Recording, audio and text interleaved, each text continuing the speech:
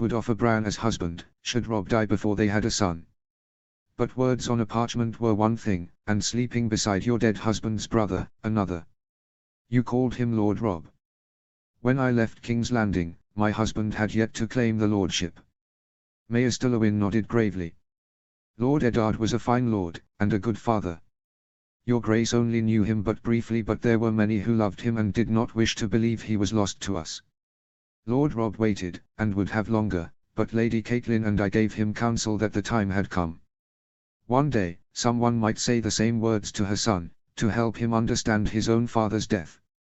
Dany wanted Cregan to grow older, to grow strong, and prayed she would live long enough to see it, but just as desperately she suddenly wished he would remain a babe forever, where none of life's woes could touch him. Your Grace. There is another matter. The dragons. The Maester pulled at his chain collar where it chafed against his neck. Ravens and riders have arrived from the lands of the Dustins and Marndaelis, claiming the beasts have been killing their flocks. Dany had seen Shadowtamer eat more than one sheep at a time, but that was pure gluttony. When they had flown in the Riverlands, he and the others were sated with one a day. She hesitated. Pay them for the value of their animals. It would come from Winterfell's treasury, but there was little choice. The dragons were hers, and she was a Stark. What else? Cregan had begun to fuss to be let down. A final word. He lowered his voice. Lady Lyanna is within. She wishes to speak to you. Dany was taken aback.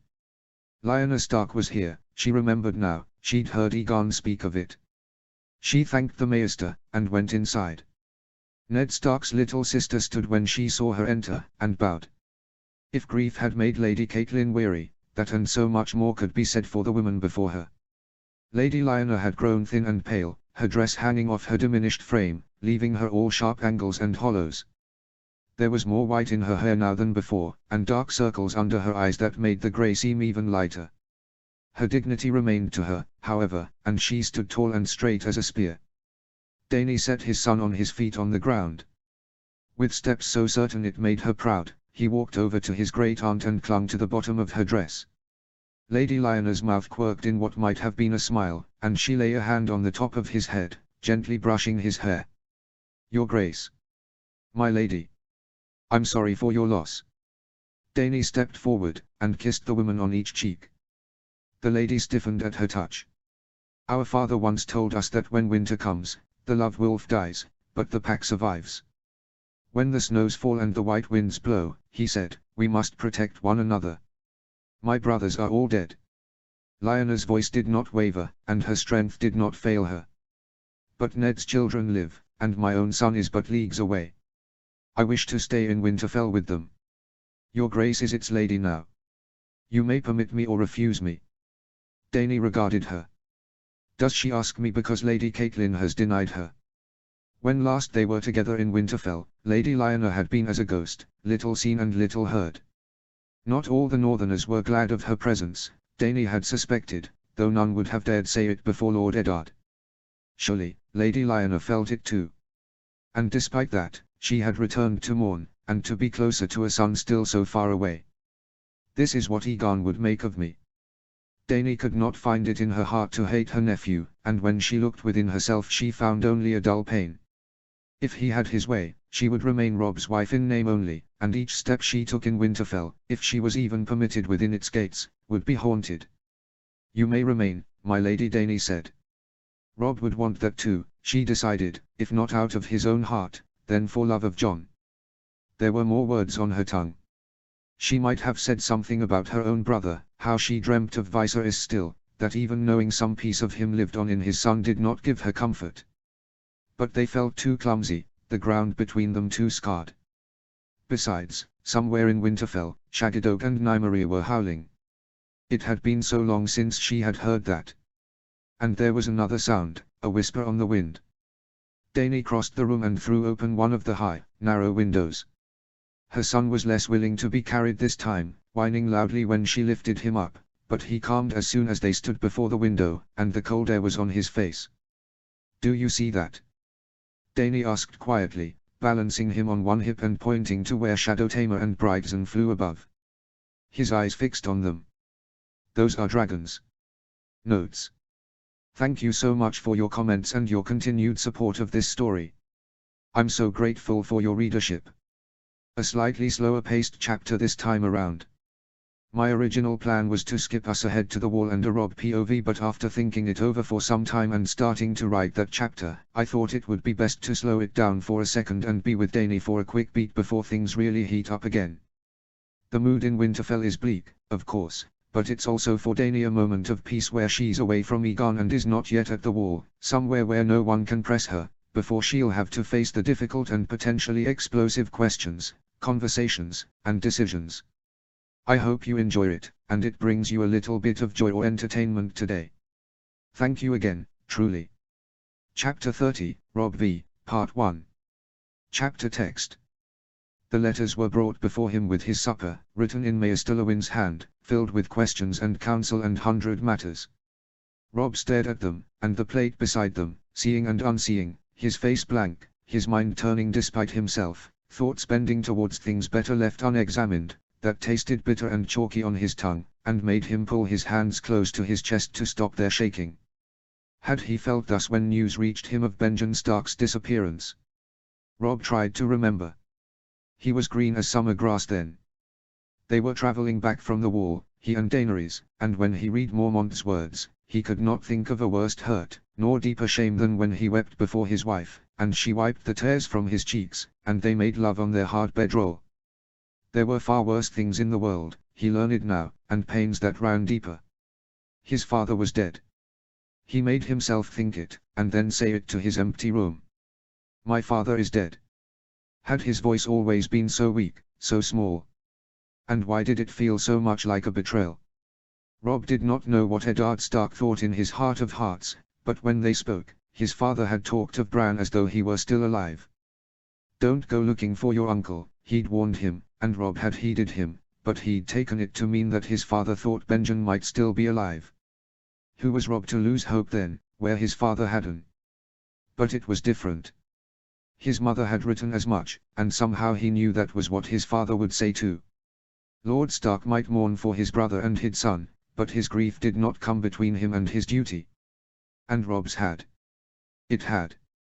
Jory and Alyn and the ranger called Ketch had told him everything, and been brought before the king and repeated the tale, and a third time to Jon. The dead things that had risen as though from the ground itself. They had brought down Sir Helman Tallheart first, and then Harry on Karstark's horse, and when they did, Eddard Stark had turned his horse and gone back. He was cut off then, he and William Dustin and the Great Jon, and when Jory turned around to look, they were gone, carried away in a torrent of whites.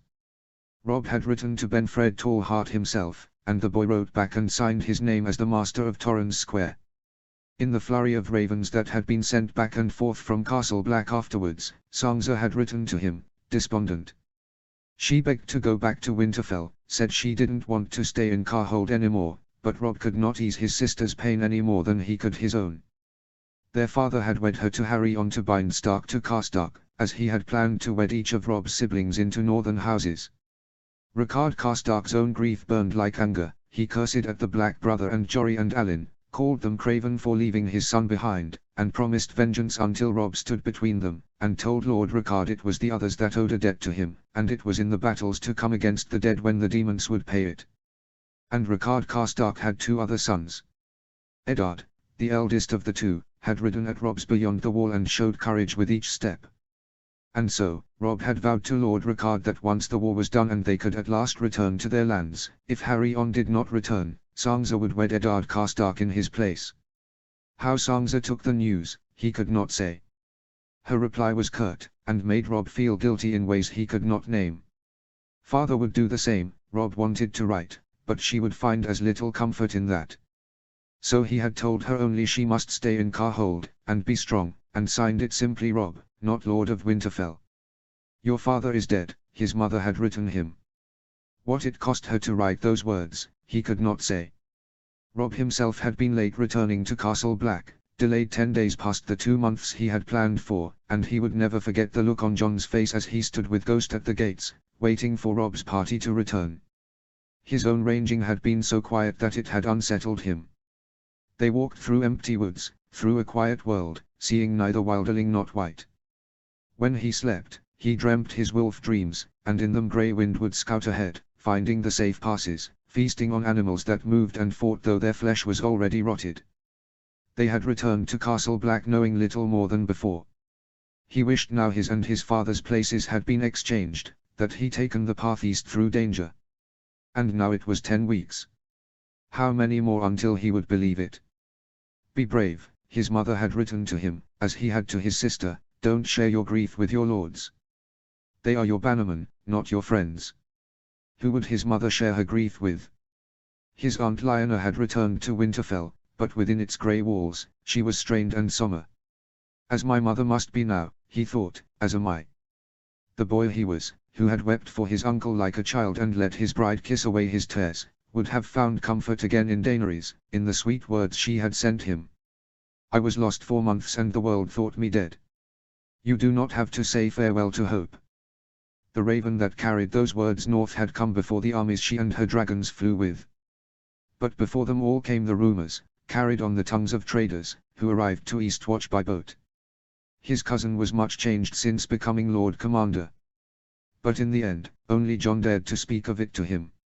Some who sneered and called him bastard might say Jon had always been sullen, but Robb knew him better than that. He remembered them racing their horses in the Wolfswood, smiling and shouting out challenges to one another. He remembered wondering why Jon and his mother couldn't live in Winterfell forever, and thinking that when he was Lord of Winterfell he would make it so they could. He remembered he and Jon sharing their secrets in quiet voices, and how it had felt to ride away from the wall, knowing his cousin was tied to it forever.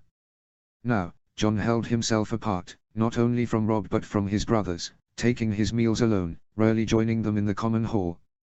He went to the king only when summoned, and otherwise kept his thoughts, and his own grief, close to his heart. That day he had come to Robb, he seemed almost restored to the boy he had been before. He'd brought Ghost with him, and their 2 wolves had taken off together, away to their hunting. After sharing a meal and wineskin, his cousin laid it out before him. The Prince of Dragonstone had broken his word to the Tyrells, that much all the tales agreed on, and Lord Mace had closed the Rosa Road, starving King's Landing in return. Some said it was due to his betrothed, that Prince Aegon had learned she was no maiden, and an impure woman was not worthy of his hand, nor the crown. On other tongues, the name Daenerys slipped easily. The prince desired his young aunt, laid a trap for her and fled with both her and her dragons to the fiery ruins of Dragonstone where he'd made her his captive. Or, it was not rape but true love, he'd had a crown forged to honor her in King's Landing, set her beside him as his queen, and their flight to the Isle had been to rebuild it, raise it once more out of ruins. Or else, Dragonstone had become hell, and the princess and prince would make it their realm, and rule over it with their dragons as demons. Jon repeated each word plainly, watching Robb with his grey eyes as he brooded, by turns angry and bewildered at each word. When he was done, Jon put his hand on his cousin's shoulder. The Rosa Road is closed and Aegon will not wed Margaery Tyrell, but the rest are only rumors. Mace Tyrell is a terrible enemy, Jon had said, softly. Daenerys marches up the neck now with my uncle. Yes. And would not do so, if she were the prince's demon wife. Jon had half smiled, to try to usher one from Robb. Aegon. My brother is no rapist, and he does not act in service of his heart. Or his cock. He would not risk his crown for love or lust, I am sure of that. And Daenerys. Well, you know her better than I do. And Daenerys, and Daenerys. He had married a princess. 100 years ago, Sansa had been cross with him for that. If he wed the princess, his sister had said, then she would never wed a prince. Arya had laughed, and Sansa's anger shifted to her then. And Daenerys had been a princess in every sense of the word, beautiful, with hair brushed with such care that in the moonlight it shone like molten silver, well-mannered and courteous, careful with her words and her smiles. Jon Arryn had assured Eddard Stark that she was as pure as a maiden could be. Her past had not been littered with past loves, with secret whispers in the garden or letters exchanged through maids and serving girls. Prince Viserys had been a strict guardian, but whether he kept his sister pure for himself or for her groom, only the dead could say. And when they kissed chastely for the first time in Winterfell's great hall, Robb had known it was true. Each thing they learned in her bed, they learned together. And now? He tried to think of another man wooing her, bedding her. A prince hardly older than he was, with silver hair and purple eyes. He knew little of the Prince of Dragonstone save what the realm knew, that he was as well read as King Roriger with none of his melancholy, that he had gained renown for his skill at tourneys, that he was pretty as a girl. The rumors were too strange to be true, but there was something behind them, surely, some seed at the heart of it. Would that man have dared to kiss his wife? Would Daenerys have wanted him to? And if it were more than a kiss? If she had let him into her body? The thought of it twisted his stomach, and he tasted bile. Jon said Aegon would not for love or lust. And Daenerys? Robb made himself think of her, as she had been in Winterfell. He could not say for sure that she was happy, but at least in their bed, he knew he had learned to please her, and when they kissed, there was passion. He had thought that boded well for their son, that he was not made out of duty alone. And it was after Cregan's birth that Daenerys seemed most content. She would know he would not withstand her if she cuckolded him, that he might turn her out of Winterfell forever if he wished. She will not risk her son for kisses, no matter how sweet. The thought came to him slowly. If she had little love for Robb, she had more than enough for their child. And she understood as well as him how difficult Craig might find it to claim the seat that had once belonged to the kings of winter, with his tully looks and the streak of silver that shrieked out Targaryen. How uneasy will he sit now, when men call his mother a whore? No, Robb told himself that first night when Jon came to him with the rumors, and again every night after, she would never harm our son. Maybe he had it all twisted. Maybe it was true, and the prince had raped her, or elsewise hurt her, despite Jon's assurance. Then Robb would defend her as he had been bound to do since the day he wrapped his cloak around her. There was something more at play here, though, something he would not learn on the tongues of soldiers, but know the truth of it only when his wife stood before him. He would look into her eyes and see what he would find there, and before the world keep his doubts to himself. Robb should have cast it from his mind then, and remained patient, but at night, in the dark of his chambers, he turned it over again and again, as he did now, though there were matters even more heavy that he must weigh. And then the word Hardham bloomed in his mind. Some wilderling named Mother Mole had led her people there, to their death and to their doom. Ships departed from Eastwatch to bring them south, but 5 of the 11 had been wrecked in storms, and matters had turned more grim. Robb had asked to see Cotter Pike's letter himself. Dead things in the woods. Dead things in the water. Slavers were taking women and children to the east. The storms had grown too grievous to allow ships to cross north to Storrold's Point, and the commander of Eastwatch called now for help by land. Robb remembered old Nan's tales of that accursed ruin. It was a hideous place, where no living man or woman could be found, only screams. Until now. Jon meant to lead arranging to bring back as many of the free folk as could survive the journey. None had added their voice to his when he announced it. The king had regarded his son for a long moment, and in a voice that cut through the room declared it folly and suicidal heroism. Jon stood before his father, his face still and hard, and said each wilderling life lost was another white they would one day fight. Robb found himself thinking of his own father, his eyes lifeless and grey, rising from the woods where he had fallen with ice in his hands, at his side the great Jon, and Sir Helman, Lord Dustin, and Harry on Karstark. And Jon turned to him, he had made up his mind. Your quest is noble, he told his cousin, with his bannermen around him. He could not have them think he was indecisive, nor see how each word pained him. But Hardham is besieged, by land and sea. I will not add more northerners to the armies of the others. Jon nodded curtly, but when Robb found him later, to speak alone, he could not hide his disappointment. Robb, they are starving, he had insisted. The free folk. They are men, same as you and me. And there are women and children among them. I know. Robb wondered if Jon's time among the wildlings had blinded him. But my father rode out beyond the wall with the best swords in the north and your best ranger, and still he fell. I can't ask my bannermen to follow him to their deaths. I can't. Not when there's no chance of victory. You would leave them to die. They are dead already. But you don't have to join their numbers. Stay, Jon. You are needed at the wall. Jon smiled grimly, there are enough good men at the wall. When they were children, he would have thought it a grand adventure. A mission beyond the wall, to the lands where only beasts and wildlings dwelled, to save innocents, surrounded by enemies risen from nightmares. But life was no adventure, he had learned, and when a man set off to face danger, he was as likely to die as he was to succeed, or if that man ever returned, it would be as someone maimed and changed. John would not falter from his choice, no more than Rob had. He told himself he had chosen the best path, that he could not send him men to fight for the lives of wildlings knowing they would die, as their kinsmen and their lord had, and rise again as terrors. They would have to face the whites one day, that was writ clear as ink, but he would save their strength for that fight. It was his duty, wasn't it? It was past dawn when Grey Wind woke from where at Rob's feet, and began sniffing at the air. Rob smelt it too, ash and brimstone and sulphur. Man and wolf rose quickly, and stepped out of the room into the brisk, cold morning air. It had not stormed as of late, but each day seemed colder, the wind crueler. The wall loomed to his left, the world beyond to his right, and below the tower, men went about their business, practicing at their drills, running messages across the castle, carrying food from the stores. At the center of it all stood Maester Eamon in his black robes, his chain collar heavy around his throat, Samwell Tarly at his side. The old man searched the southern sky with his blind eyes.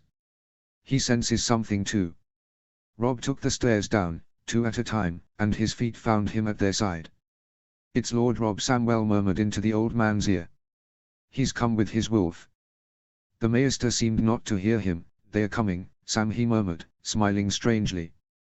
"Can't you see? I hear them. I can feel their breath." The dragons did not come, not then. The riders came first, moving fast, carrying the banners of Tully and Arryn. They dismounted, and were led to the king's tower by a black brother. Moments later, the king emerged. He was crowned today and richly dressed in velvets of red and black, embroidered not with beads nor golden thread by jewels. At his side, came the king's guard in their cloaks as white as freshly fallen snow. Sir Arthur Dane called out a command, and the king's men lined the yard. Slowly, those who had been put to other work, northerners and wildlings, men of the watch alike, began to gather, crowding the stairs from which there was the best view of the king's road south. Even the wilderling princess who they called Val came forward from her tower, and 4 guards shadowed Mance Rayder as he was brought forward from the room that was his cell. By all rights, the king beyond the wall should have been dead.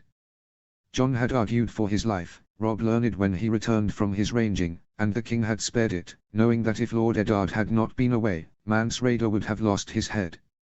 "I will have it still," Rob thought. The man had been a sworn brother of the Watch, turned deserter and traitor. The king chose to make a bargain with such a man, but Mance Rayder would break his word and then Rob would take his life. Treachery flew in his veins as warm as blood. John was the last to come, Ghost at his heels. They stood in the cold, and watched the king's road. Rob remembered how the great shadow unfurled slowly over Pike, his fear and wonder when he looked up to see that giant beast his wife named Shadow Tamer flying among the clouds. The horses had gone wild at the sight of him, the smell of him, as had the men, one after the other, staring up dumbstruck or else weeping and running in fear. The king's men fanned out across Castle Black, spears and swords in hand, looking not south but at the faces of the men and women who stood waiting. They spied the banners before the dragons, red and white and blue and green, and then the long line of soldiers that spread like ants across the horizon. Someone hooted out a cry of joy, but it died quickly when no one else took it up. There was only tension, and quiet. And then a great crack, and another, and the wolves began howling and men shifted uneasily. Rob blinked, and they were there. 2 birds, small and graceful, wheeling above the armies of the Riverlands the Vale. One broke away, and made for the north, flying so high it remained small and indistinguishable. It veered west, moving so quickly they could only stare up, astonished, as it landed on the wall. No rider, Rob noticed. The first scream went out from somewhere behind him, followed by a thud and a groan as the dull end of a spear found the mouth it had come from. "Hold!" One of the king's knights shouted, "Courage!" Rob dared to look at John. His cousin's eyes were fixed on the dragon, his mouth agape. Quickly, he caught himself and stilled his face. If on Pike Daenerys had appeared suddenly, without warning, today she took her time. She and her dragon circled slowly, high above, keeping pace with the march of the men, all the while drawing closer. It hardly seemed to matter. Daenerys did not fly her dragon above the keep, landing the massive beast instead on the road so she may come by foot. Men fell to the ground and cried out nonetheless. Rob held his head high, and his back straight. The dragon had grown even bigger, it seemed to him, larger than the length of Castle Black. Daenerys seemed no larger than a doll atop him. "Don't move." Voices called out from behind, "Stop weeping. Have courage," and then Daenerys was jumping off, and her dragon was in the air. When he unfurled his wings, it sent snow flying around him, and even as the flurries rose up, the heat of him turned it to water. Rob watched the black dragon, instead of his wife. It eschewed the wall, unlike its brother, and turned south, not far enough to be out of view, but circling above the hosts like a beacon. When he looked down, his wife was before him. On Pike, she had been half-starved, so pale and thin she might have been mistaken for a boy at first glance. He could not say she looked like herself now, not the girl he had met at Riverrun and wed in Winterfell's Godswood. But her face was rounder now, as was her form, and her cheeks and nose had turned a pretty shade of pink from the cold. Daenerys bowed before her king and brother, exchanging brief words lost in the wind, and then she was before him. 100 eyes, no, 1,000, more watched them, where men crowded in the battlements. He stepped forward, and drew closer so she may kiss his cheek, her lips close to his. She smelled of ember and ash. "Rob, I'm sorry for your loss." "Thank you," he murmured, and turned to greet his uncle and Lord Arryn. From the corner of his eye, he could see Daenerys seeking out Maester Aemon. The old man reached for her with shaking hands, and gently touched her face, tears falling down his face. There would be a feast in the common hall, and after that a council, but Rob found his patience wearing thin as lord after lord stepped forward, swearing oaths to the king, sharing their condolences for his father's loss. As soon as he could, he drew away from them and went to his wife. "Come. I wish to speak to you." Daenerys nodded, said nothing, and let him guide her to his room. The crowds of men parted where they walked, and stared at the princess openly, some with fear, others with a naked curiosity. Rob looked only ahead, turning over in his mind all the questions he might ask, the things he might say, but when they were alone, the door bolted behind them, he found his tongue heavy and clumsy in his mouth. He had imagined this so differently. It shamed him now to think of the letter he had written her, begging for her return. He had been too lonely, his bed empty for far too long and his head thick with wine. He had thought they would tumble into that bed together, that they would keep each other warm. Instead, Daenerys stood in the center of the room in her riding clothes, hands crossed before her, waiting for him to speak. At last, he settled on something. "How is my mother faring?" "Poorly," his wife said, quietly. He wondered if she herself had grieved for Lord Eddard. Likely not, Rob decided, they were as strangers to one another as we were. "She's worried for you, and grieving bitterly for Bran and your father. And for Sansa too. She wishes you were all back in Winterfell." Rob wished that too. But the road home was long, and clouded with fog. He could not see the end of it. And Credge. For a moment, her lip trembled and he could not tell whether she would smile or weep. "He's perfect, Rob," she said, smiling sadly. "He's so much like you. I can see it in his eyes.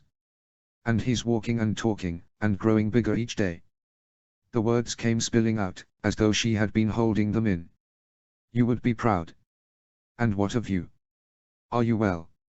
He made himself turn to it at last, and watched her face as he spoke. "Say it," he urged himself. "The Black brothers and soldiers alike have been speaking. They say the prince will not marry Margaery Tyrell, and that you and he had gone away alone for 3 months, and some harm came to you, or some sin." Her eyes seemed to him to widen at that, but there was no guilt there, nor remorse. "It was not 3 months. Not to me." She took a breath. "This past year I've seen wonders beyond count. Egon and I were on Dragonstone, that's true, but to us, it was only a day. Some magic has overrun the island. We saw visions of the past, and the present, and it was as though we were looking into the heart of winter itself." Her eyes searched his face. Desperate eyes, he thought, looking for some sign of recognition, of understanding. He kept his face still. "We saw the dead men. They crawled all over us. And something else too." He looked a man, only he wasn't. He was made of ice all over, and when he looked at us, he saw us, and hated us. It seemed to him the room had grown colder as she spoke, though whether it was the wind outside or her words, he could not say.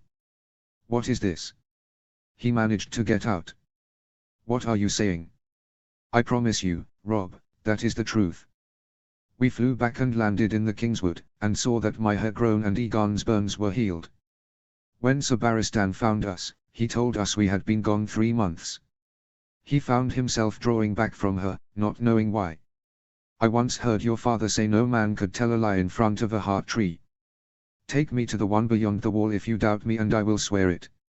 Every word I've said is true, I promise, on our son's life." Daenerys uttered the last words with such a fierce determination that it made him look again.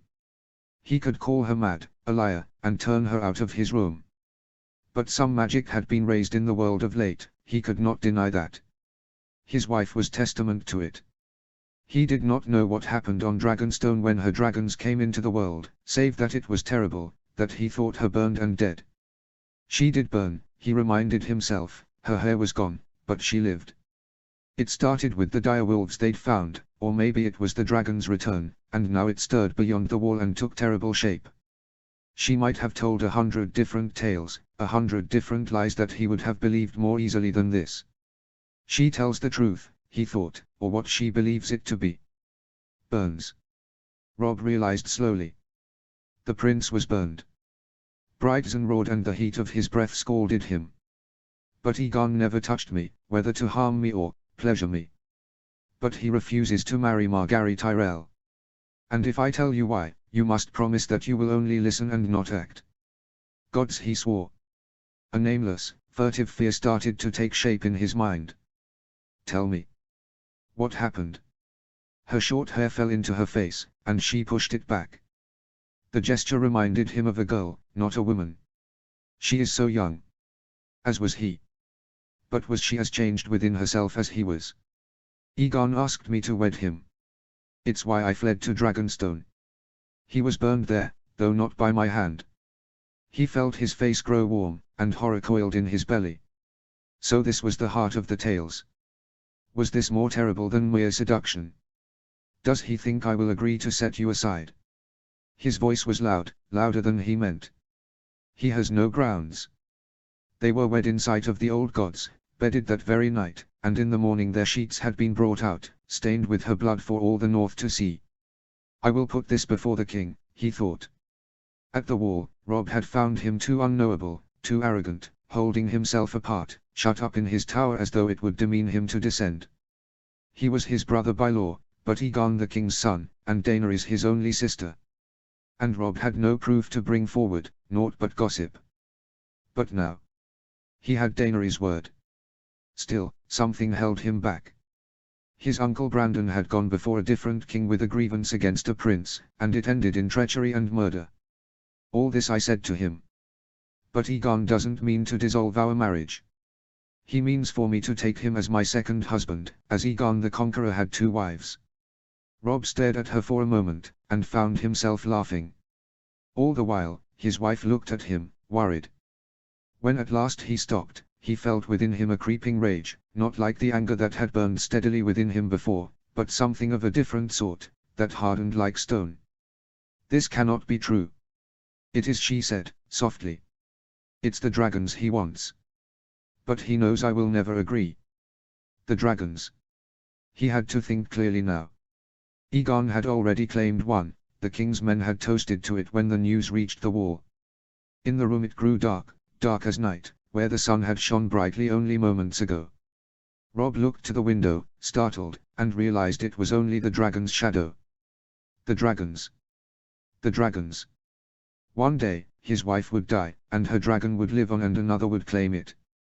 Was that the question on which the prince's fears turned? He wants it all. The dragons, and you. She could not deny that, could she? Rob Daenerys entreated instead, "We must not speak of this to anyone." "Must. Must," he repeated, rounding on his anger. His eyes slowly adjusted to the dark. "It must remain a secret, I must stand by and hold my tongue, I must play at being plain lord while the prince plots and schemes on how to make a cuckold out of me and calls it, What? Polygamy. I am not the blood of the dragon, as Targaryens are fond of saying, and no Stark would abide for his wife to fuck another and call it marriage. Daenerys frowned at the word. I told him no. Not a word princes like to hear. Robb found himself thinking of his aunt, and the Prince of Dragonstone who had dishonored her. The words almost found his tongue, but he bit them back at the last moment. Said or unsaid, it seemed suddenly to sit between them. Anger flashed across Daenerys' face, but when she spoke, it was in the same quiet voice. I refused him, she said again. If you only knew what I risked to do it. He met her challenge. Tell me then. I tried to claim a second dragon. I thought if I could ride too, as no Targaryen had done before, he might better heed my words. This is madness. His voice was a breath. Is it so far from madness to wisdom? Daenerys asked, gravely. Was this the woman he had married? A year ago they spoke of Winterfell's stores, and the Bannerman's entreaties, and what might be planted in the glass gardens in time for winter. And now? What life had they stumbled into? I rode the second dragon, though it almost killed us both. Aegon found us there. And then the magic. Yes, yes, the magic spell fell upon you both and you passed 3 moons twisted up in it, and not in one another's arms. Dragons and magic and a prince's lusts. He felt heartsick and weary. His wife did not relent. What Aegon wishes to do is an insult, and your anger is righteous. But anger will not move him. He's our prince and one day he will be your king. You've sworn oaths of allegiance to his father. He opened his mouth to speak, but Daenerys did not relent. He's my blood. If that matters little to you, then we must be careful for nothing more than the fact that he has a dragon. Which you gave him, he snapped back. Gave? She repeated, incredulous. I gave him nothing. A dragon is not something you can give. He claimed it as I did, in fire and blood. Robb could see tears welling in her eyes, sudden and unwanted. And I must live with that. Robb told himself he would not yield. If he went to comfort her, she would see he might be moved by tears. And he could not on this. So, what? He has sent you here so you may tell me this. No, I didn't act at his command.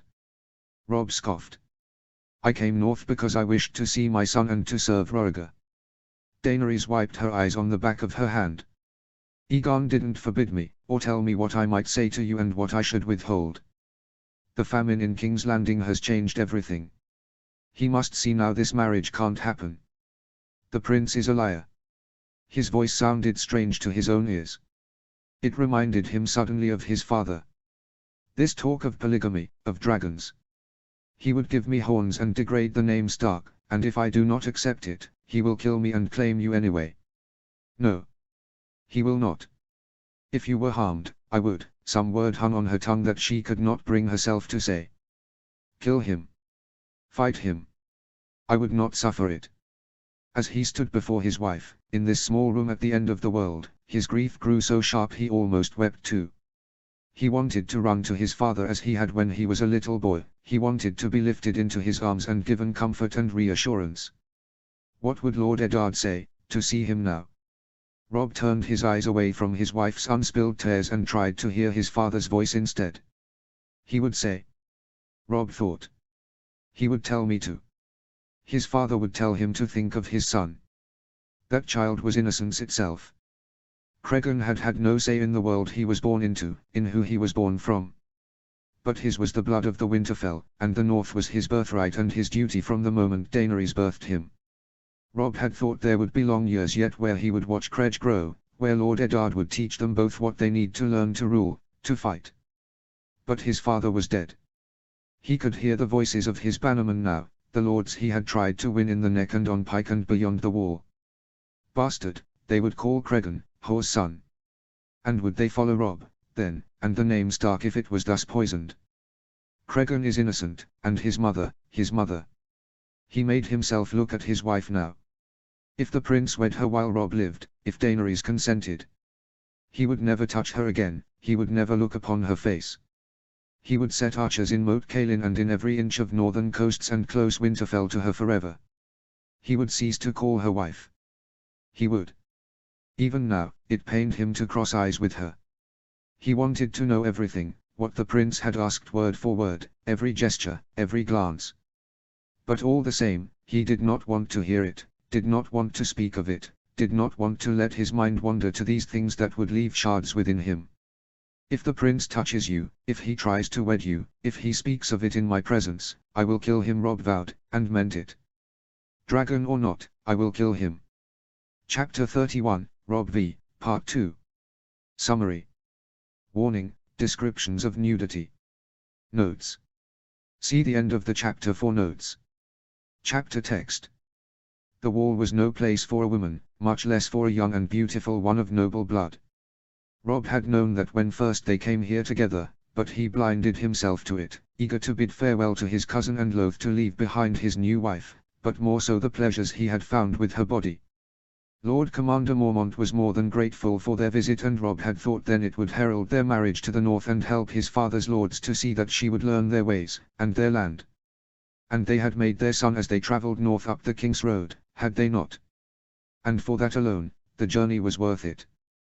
But now the wall teemed with more than black brothers but soldiers who had not seen a woman in months, and wildlings who knew nothing of honor and marriage, nothing but stealing and raping.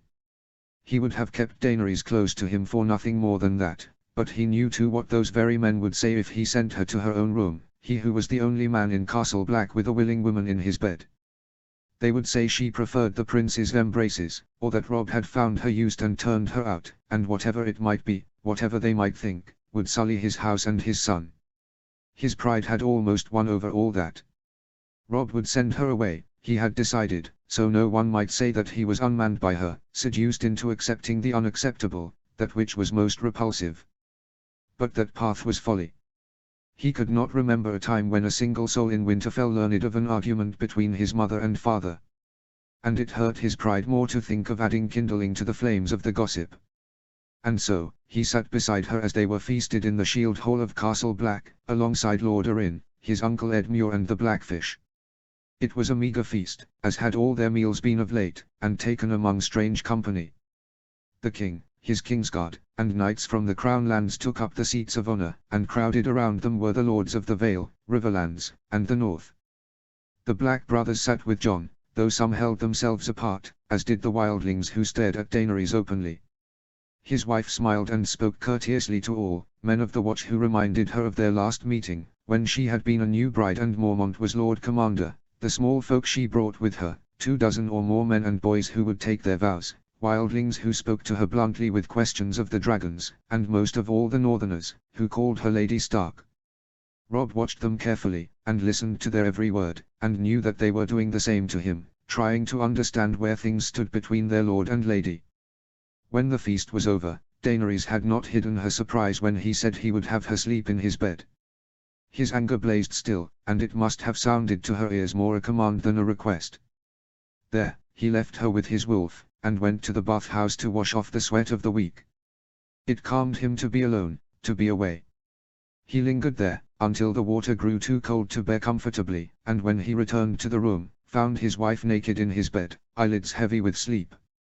Despite himself, he looked a moment too long at her breasts, small as apples, her nipples stiff in the cold of the room, his gaze drifting down to her belly, marked with silver lines from where their son had grown, and to the fine silvery gold hair between her legs. And then he looked away, and slid into the bed beside her. Robb remained awake through the night as his wife tossed and turned beside him, mulling over all she had told him. Winterfell had been left with only a token garrison, the mass of its strength with him now at the wall, but it needed to be fortified once more. The question that loomed was wherefrom he would spare the men. His son was not yet 2, and Rickon a child himself. If some harm befell Robb, he would need good and trusted men there. His uncle Edmure had written his will and secured the seals of Robb and the king shortly after he arrived, before dispatching riders to carry it all the way back to Riverrun. Lord Tully had only daughters, however, and Robb a true-born son. All the same, he wondered now if he ought to ride his own. But would the prince dare touch Cregan or his claim? If it was the dragons he was after and he feared Cregan might take one when he became a man, perhaps. But no, Daenerys would never withstand that, Prince Aegon would know that. He thought it over again and again, spiraling into unanswered question after question, his mind turning this way and that, twisting over crooked paths that in the end appeared before him as circles, leading him around like a dog chasing its own tail. It was a time before Daenerys was at last still beside him, her breathing deep and steady. But even then, it did not last long. It was an hour or less before he heard the sound of soft cries. At first, he stayed still and silent until the sounds grew stranger, mixed with whimpers and mumbles. When he turned, he found Daenerys crying in her sleep, tears wet on her cheeks. Robb watched her for a moment, unsure. She had been a fitful sleeper ever since they wed, but never had he seen her weep thus. It made for a sadder sight than so much of what he had seen. Gently, he touched his wife's bare shoulder. "Daenerys." She roused slowly. "Quaithe," she murmured, eyes half shut. "Who is Quaithe?" "It's me." "Wake up." Daenerys shifted in the bed. "I dreamt of Bran," she said, half to herself and half to him. "He was alive, hiding in a cave beneath a tree. My brother is dead." He could almost say it without wanting to weep. It had been much too long. Robb had thought he had seen summer when he was ranging, not with his own eyes but when he was in Grey Wind's skin. But he couldn't always make sense of the things his wolf did and saw. It was just a nightmare. I heard his voice again. After we left Dragonstone, he came to me in a dream in the Kingswood. He told me not to be frightened. Bran was a sweet boy. We all loved him. And how Robb had hated Harry on Carstark, when he'd learned how he'd lost him. Only now Harry was dead too, and for the first time he could see how childish his anger had been. "Try to sleep, it's early still." Instead, Daenerys turned to him, and wiped the sleep, and tears, from her eyes. Her hair was a tousled crown around her. "Do you think he might be alive?" she asked, quietly, almost at a whisper. It was in that slow, dreamlike way that lovers shared secrets in their bed. That sort of thing had never come easily for them, though there had been nights in Winterfell when her pregnancy had made her restless, and they would lay awake, his hand of her belly, dreaming together of the child to come. Do you think it might be true, that there are skin changers in the world, like in the old stories?" Robb thought of Grey Wind, lying across the room, his eyes like dim candles. "Why? The men spoke of it at the feast. They said one slipped into the skin of an eagle and tried to rip out Jon's eye." Robb had seen the scars and heard the tale. "When I heard that, it made me wonder. There is something strange at work with Brytzen. I rode him twice and each time his eyes were red. In my dream, I looked into those eyes and saw Bran." He remembered his own fear and wonder at his bond with Grey Wind, and the realization that his wolf dreams were not mere dreams, but that when he slept, he saw what his wolf saw, went where his wolf went, ate what he ate. No, rather that he and his wolf were the same, that they shared more than a body but a soul. He had taken to doing it even when they were both awake, noticing things only Grey Wind could see, could smell. If it frightened him before, when he was little more than a boy in Winterfell, if he felt disgust and shame at the word warg, he no longer did, not now when he had fought beside his wolf and been saved by him more times than he could count. If his brothers and sisters shared the same bond with their wolves, Robb could not say.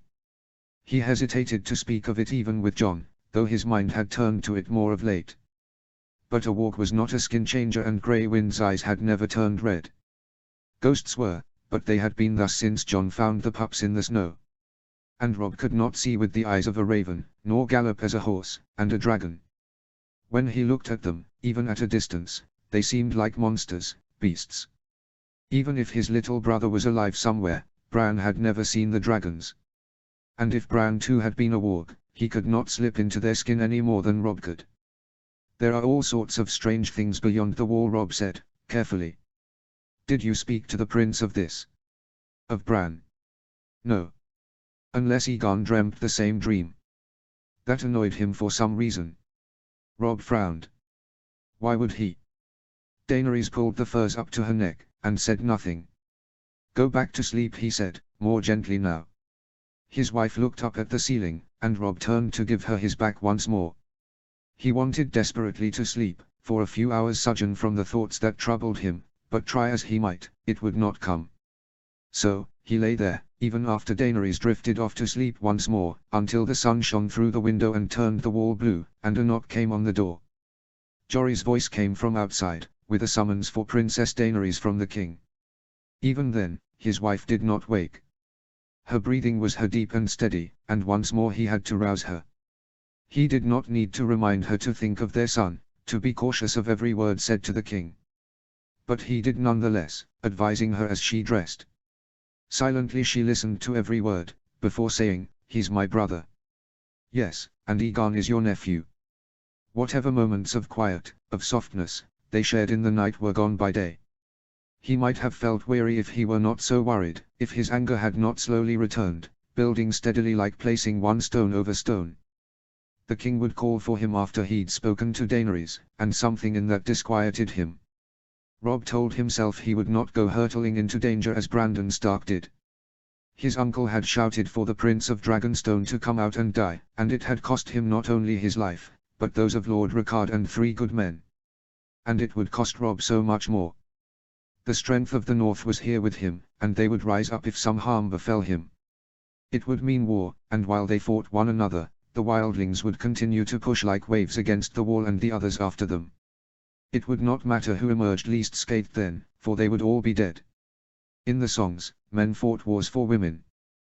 The victor would wed her, and bed her, and claim her heart. Only in this tale, Daenerys had 2 dragons who might lay the world to waste at her command. And Aegon did not claim her, though he might have tried. He had left her to go north, knowing he could not keep her, that she would tell Robb of his plans. Daenerys thought it meant he had given up, that he had seen the futility of it, but war had made Robb wary and suspicious, and some voice told him it was not yet at an end. And if it was true, he would hear it from Rhaegar himself. Every moment that passed, his impatience grew. After the first hour, he dressed and stepped outside with grey wind. It was cold, so cold today that they would have need to use the tunnels to travel throughout the castle. But Robb did not wish to walk half-blind now. He waited there, watching the yard below and the movements of the soldiers in the king's tower. It was Sir Oswell Went who came to fetch him. They were kin through Robb's mother, but distant enough that it hardly mattered. The king never seemed disturbed by the direwolves, accustomed perhaps to Ghost, and Robb brought grey wind into his chambers now. Rhaegar sat alone, without his shadow that was the sword of the morning by his side.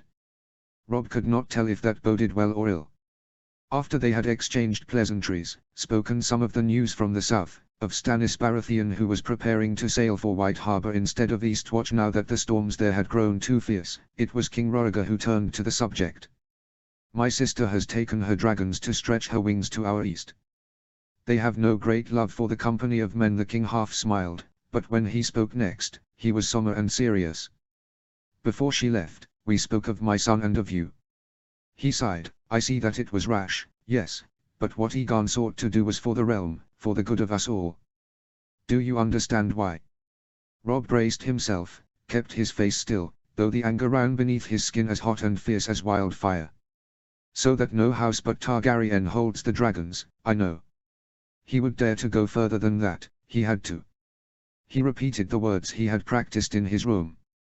"Your Grace chose not to wed Daenerys to Prince Viserys, and Princess Rhaenys to Prince Aegon as your predecessors might have done. You looked to other houses instead to build friendships. Those friendships would have soured if the prince's plans had come to pass." The king raised an eyebrow. "And soured still if they were permitted to become dragon riders and grew to desire the Iron Throne, or to reforge the crowns of the old kings." "Your Grace." Rhaegar held up a hand to silence him. "Do not mistake me, Robb. I am only telling you why Aegon sought to do what he did and that I do not think working towards peace is worthy of punishment." "Peace?" Robb repeated, his tone incredulous despite how hard he had tried to bite it down. "That road would not have led to peace. And that road is shut," the king said firmly. "Daenerys has refused him, as was her right, and laid the truth before you, piece by piece. Let us put an end to it now. And when the prince comes to the wall, what then, your grace? The road is shut for you, perhaps, and for Daenerys, but if the prince persists, he will not. Once Aegon is at the wall, he will come to see what I now know to be true." For a long moment, The king was quiet, but something in his manner warned Rob that it was not a silence that needed filling. Roriga looked down at his hands, and then past them at the ground, and when their eyes met once more, there was grief in his look. The long night did not last for merely a year, but decades, as far as the law tells us. Children were born and grew to be men and died in that darkness. Generations. And their deaths have been for naught, for the others have returned for us once more. We must make an end of it. The king reached for his crown and set it down on the table before them. He did not seem less burdened for it.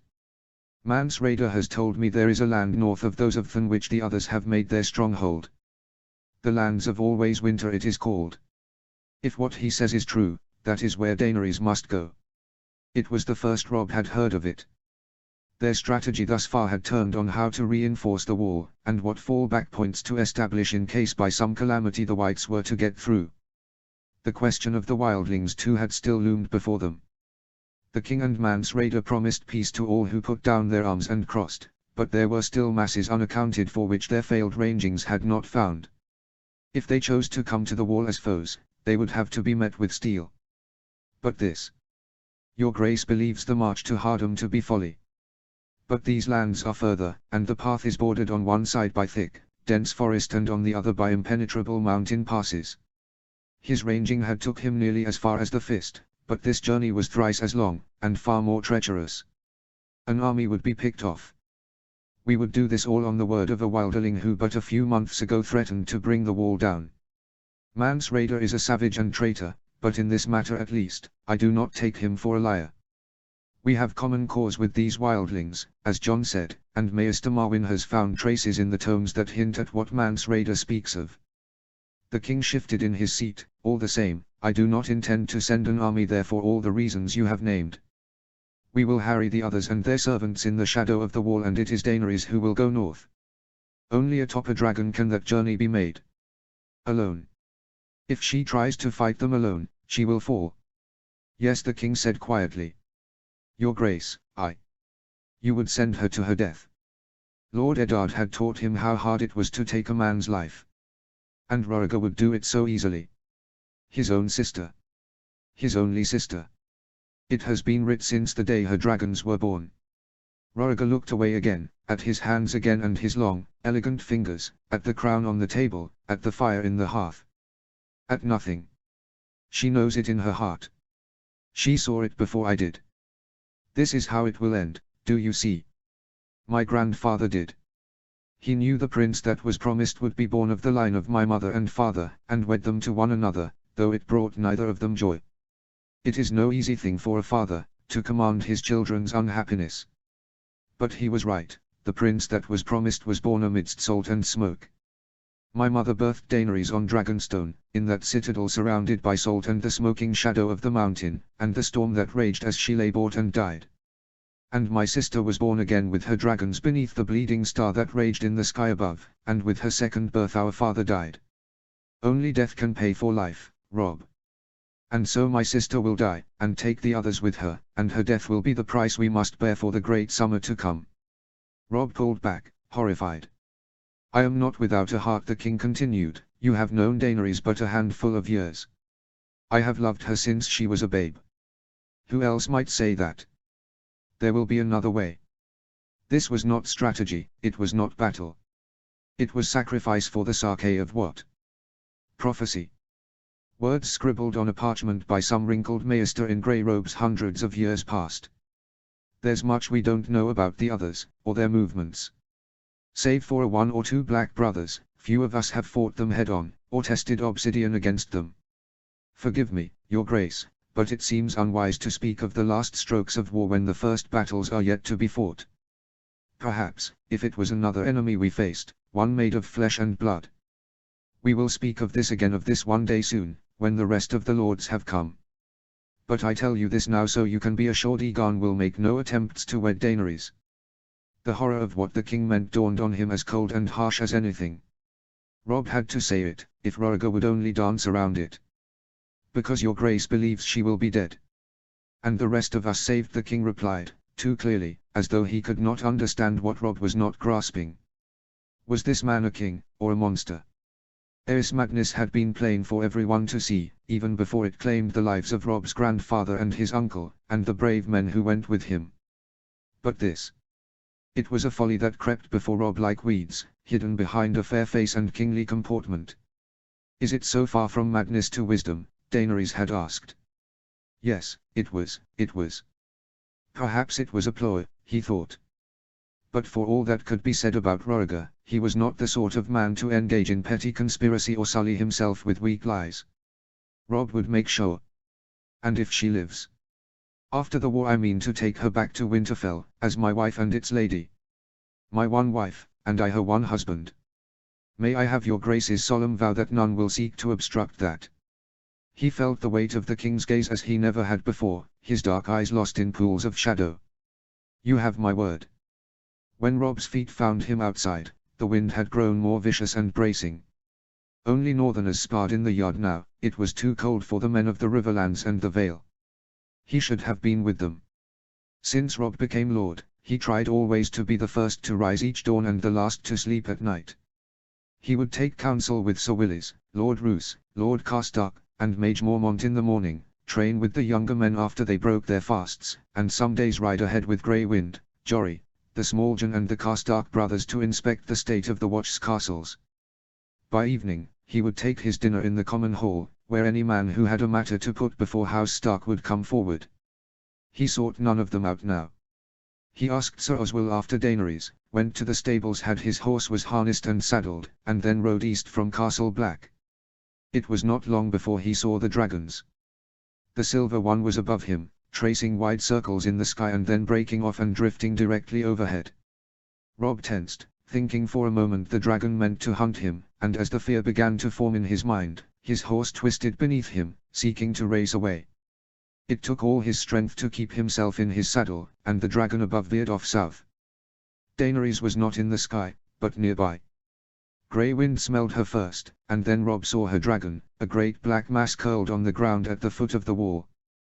Daenerys sat cross-legged on the snow near its head, touching the scales behind its ears as though she were petting a cat. Rob was far away still when he dismounted, and called Grey Wind to his side. His wolf was growing wilder too, racing in circles around Rob, yelping at the air. Daenerys, he called out, across the wind. Both rider and dragon turned towards the sound of his voice, and the beast's molten eyes found him. Rob did not dare look away, nor step back. He planted his feet in the ground, and called Grey Wind to his side so he might hold on to his wolf's fur. In the moment, nothing could have compelled him to move any closer.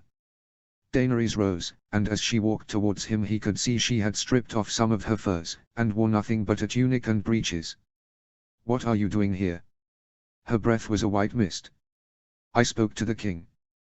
Daenerys, Rob could not keep his eyes off the dragon. His wife followed his eyes, and looked back over her shoulder. Do you want to see him? No. Yes. He wanted nothing to do with it, he wanted to give in to his fear and turn away. When he heard old Nan's stories or sat through Maester Lewin's lessons, he imagined the dragons as fierce creatures but graceful, flitting through the sky like birds. Terrible, yes, but not like this. The Prince of Dragonstone had not been frightened, Rob remembered. He had jumped on Daenerys' dragon atop Pike, hurtled on the bronze one to kill Euron Greyjoy, and claimed his own. He had not hesitated thus. Yes, he decided. Keep your wolf close, Daenerys commanded, and took his hand. The dragon watched with his eyes of fire as they approached, and bared his teeth as Grey Wind might. Except these were not teeth, but shining black swords, and a black fire blazed behind them. Daenerys paid it no mind, though Rob could feel a sheen of sweat puddling in his hand. Atop his back was a saddle, though it was not leather that tied it down but chains that wrapped around the mass of him. And attached there were 4 shorter chains that went from saddle to rider, and a 5th from which hung a whip, long and barbed. The dragon turned slowly, curling his body in such a way that he closed in around them, cradling them on the rocky ground where his heat melted through the snow. It was not a protective embrace, however, but seemed to him like a warning, like the dragon threatening he might claim their lives easily if he wished, and turn that piece of land on which they stood into hell. Holding his hand in his, she pressed it to the dragon's side, as Grey Wind sniffed wilderling, snout moving this way and that, trying to understand what sort of creature he faced. There was no weakness here, as far as he could see. The scales on its sides and stomach were as thick and hard as those on his back. They were not smooth, as he had imagined, and nothing like scaled armor. They felt like rough unfinished stone, and there seemed no place where anything might find purchase, whether sword or spear or arrow. "Do you feel his heart?" she asked, smiling. "There, beating steadily under the weight of him." Rob wondered if his son would ever ride this beast. Try as he might, he could never imagine Cregan as anything but a babe, but one day, God's willing, he would grow tall and strong, and the thought made him feel strangely nervous. Yes, his voice was hushed. "It's like music." He tried to smile, and it came out a grimace. Daenerys' own smile faltered at that. "He's restless," she sighed and looked up at the wall, glimmering before them. "I brought him up so we might see what lies beyond the wall, but he wouldn't go. He wants to return to Dragonstone." It had grown so warm, warmer than summer. Rob could not remember the last time he had felt such heat. "You should not go beyond the wall alone.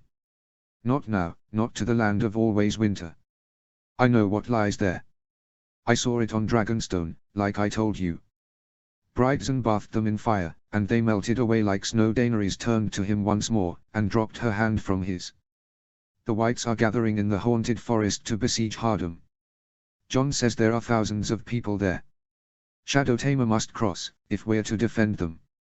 "Hardham? When did Jon speak to you?" "Not an hour past. He rode to Oakenshield to speak to the Wilderling chief there. Tormund, I think he's called. Hardham is lost." Rob dropped his hand from her dragon's side too. "Jon can't see that. He had no wish to betray his cousin now, but he must, if she were to understand. He bed a Wilderling girl when he traveled with Mance Rayder's army and she died in the assault on the wall. He mourns her, and it has blinded him. Daenerys. This isn't an army we face. They are demons. Every man that falls against them is raised into a white by some black magic. If there were 100 in the woods a week past, there will be 1,000 today, and 10,000 tomorrow. The wildlings will add to that number, if they have not already, and so will the men of the watch. The dragons were made for war, he knew that, but he had seen them fight, and he learned too that dragons alone did not mean victory. And Daenerys. She had almost fallen against Euron Greyjoy, who was but what man, but a forest of the undead, of creatures from nightmares who weaved spells powerful enough to raise the dead from their graves and turn them on the living. A dragon might spit forward its fire and turn the tide of a battle, yes, Aegon the Conqueror was proof enough of that. But what would happen in the forests around Hardham would be no battle.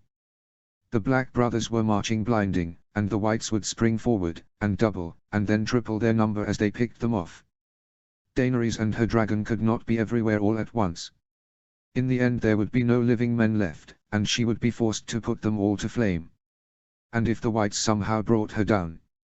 Goose pimples rose on his skin, despite the heat of the dragon. He remembered Jory's tale of the dead bear that had brought down Harry on Karstark's horse. If such a spell could bind a bear, could it a dragon? There was a stubborn look to her now. "Jon says there are women and children among them, that they are sick and hungry and afraid, and have taken to eating the corpses of their dead to survive. We cannot turn our backs on them." "We are not turning our backs," Rob protested. "But you can't win a fight against the dead with dragons alone." "But the dragons will make all the difference." Her hand went to her dragon's side once more, and for some reason, it softened her anger. "They were sent to me for a reason. They must bring forward something other than death and destruction. If you can get it to cross the wall, I will." There was no use in arguing. He'd had enough of that last night, and all it had done was leave him with his head aching, tossing and turning in bed. They would speak of this again, and again, and again, and fight over it most like, but his patience was a thread, and his heart was heavy.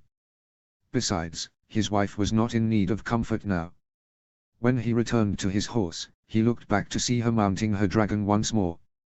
Up they flew, climbing the height of the wall, but once they were above it, the dragon hissed and snarled. Rob's heart was in his throat, until he saw it turn south and make a circle in the sky. 3 times he saw her try, and each time her dragon turned her back, until they landed on the ground and Daenerys dismounted once more, and reclaimed her post, staring wordlessly up at the wall. Notes. Thank you everyone for your lovely responses and engagements with my last chapter.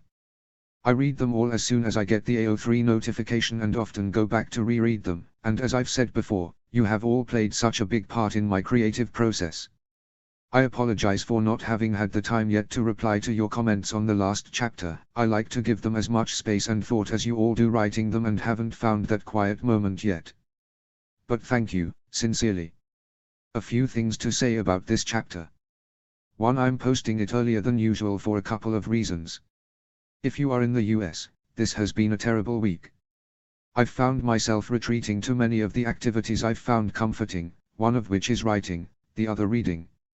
I hope that anyone in need of a break from real life finds some little bit of distraction in this chapter, because sometimes distraction is all we can ask for.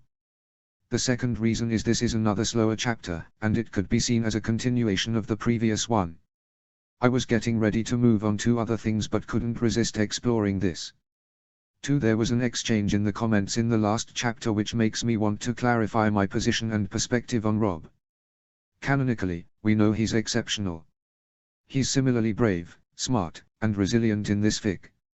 As I've said before in the comments, I don't like to project my intentions on readers and stifle other people's engagement with this story, so I'll try to keep this short. But I believe his response to Egon's actions is a result of those qualities, not a failing or cowardice. In other words, I think he's smart enough to know that the situation is incredibly volatile and could tip into disaster at any moment. He reflects on Brandon a lot, for one, and it affects how confrontational or compromising he's willing to be. Put one last way, his reaction to me isn't a sign of passivity but a political awareness and sharpness learned from Kat, and cautiousness from Ned. Also, without giving anything away, he hasn't met the central person at the core of all this yet, Egon. Similarly, I see this in his response to Hardam. In canon, many characters point out the Enterprise is doomed, and both Rob and Roriger see that here as well. If he knew that his father, his uncle and his men were there, he would certainly go about it differently, but no one has that information or any reasonable hope that Ned and the others might be alive. He does dehumanize the wildlings, but John himself is only able to see them as fully human after spending months with them. All that to say, it's not my intention for Rob to seem narratively lesser than Egon or John or even Daenerys. Out of all four, Rob has probably made the best decisions and it can be argued is the most clear-eyed. 3. While on the subject of Rob, he's also a young man who is incredibly traumatized, who keeps being re-traumatized, or at least, put into situations where he has to reckon with deeply disturbing things, like his conversation with Roriger, and has lost the central figure in his life, his father. He finds himself having to navigate everything alone, including a relationship with his wife which was already difficult and complicated before the dragons. I'm tempted to rush towards the big emotional moments between them, but big emotional moments require a vulnerability and a loss of control, but I don't think they are quite there yet. 4. Finally, we learn in Fire and Blood that Queen Alysanne's dragon Silverwing would not cross the wall, for reasons that remain unclear.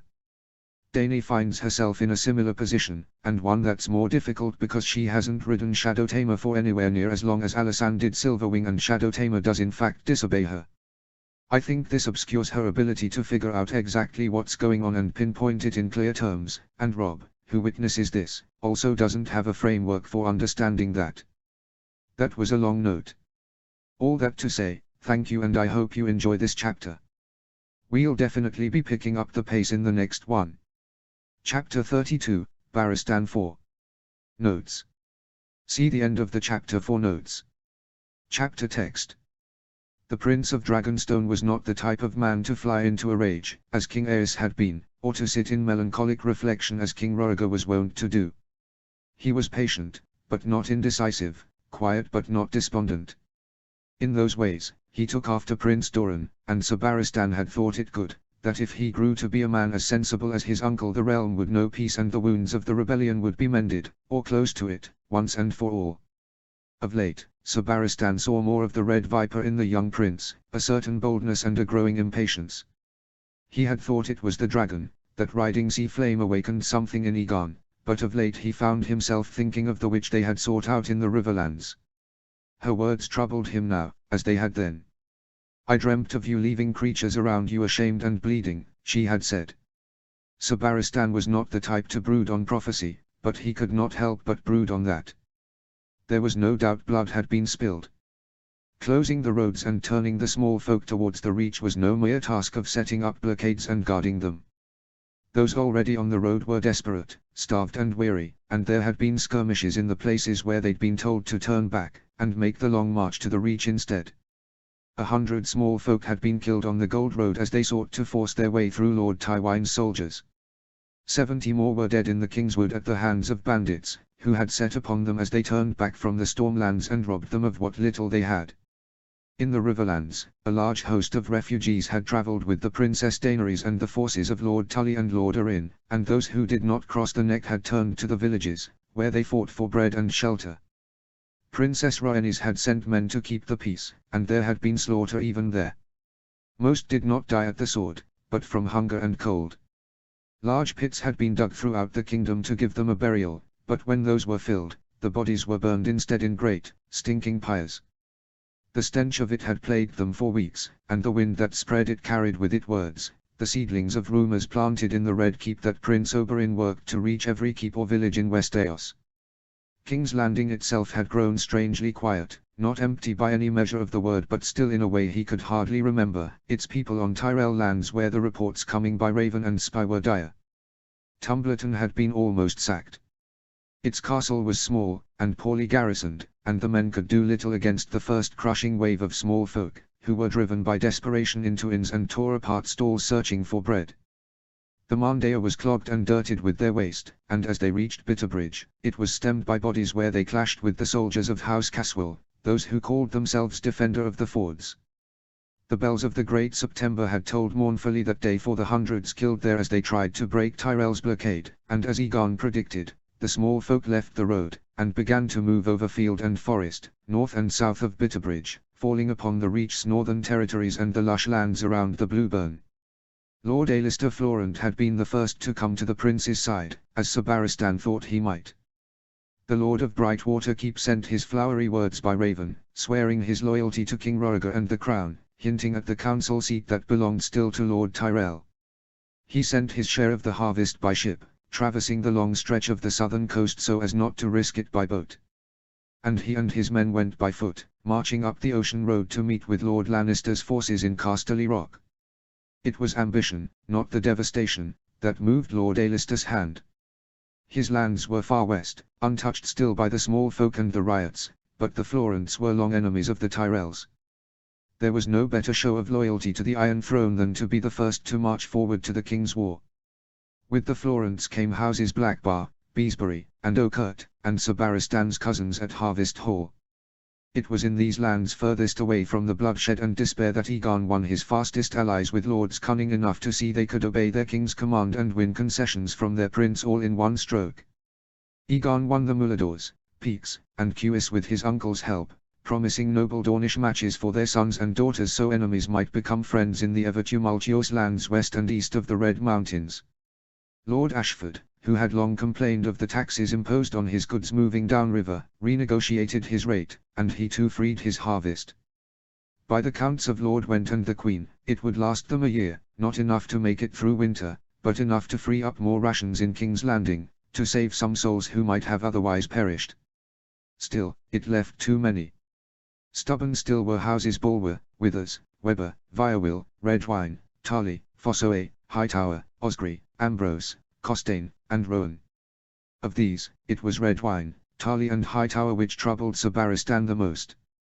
The time was growing near when they would have to at last make the long march north with Prince Doran's armies and with what remained of the forces of the Crown lands, but it was dangerous to leave such lords in the south with the strength of the kingdom hundreds of leagues away. If the gods were good, Lord Tyrell would see the madness in rising in open rebellion and calling his most powerful bannerman to his side while the king was fighting battles elsewhere.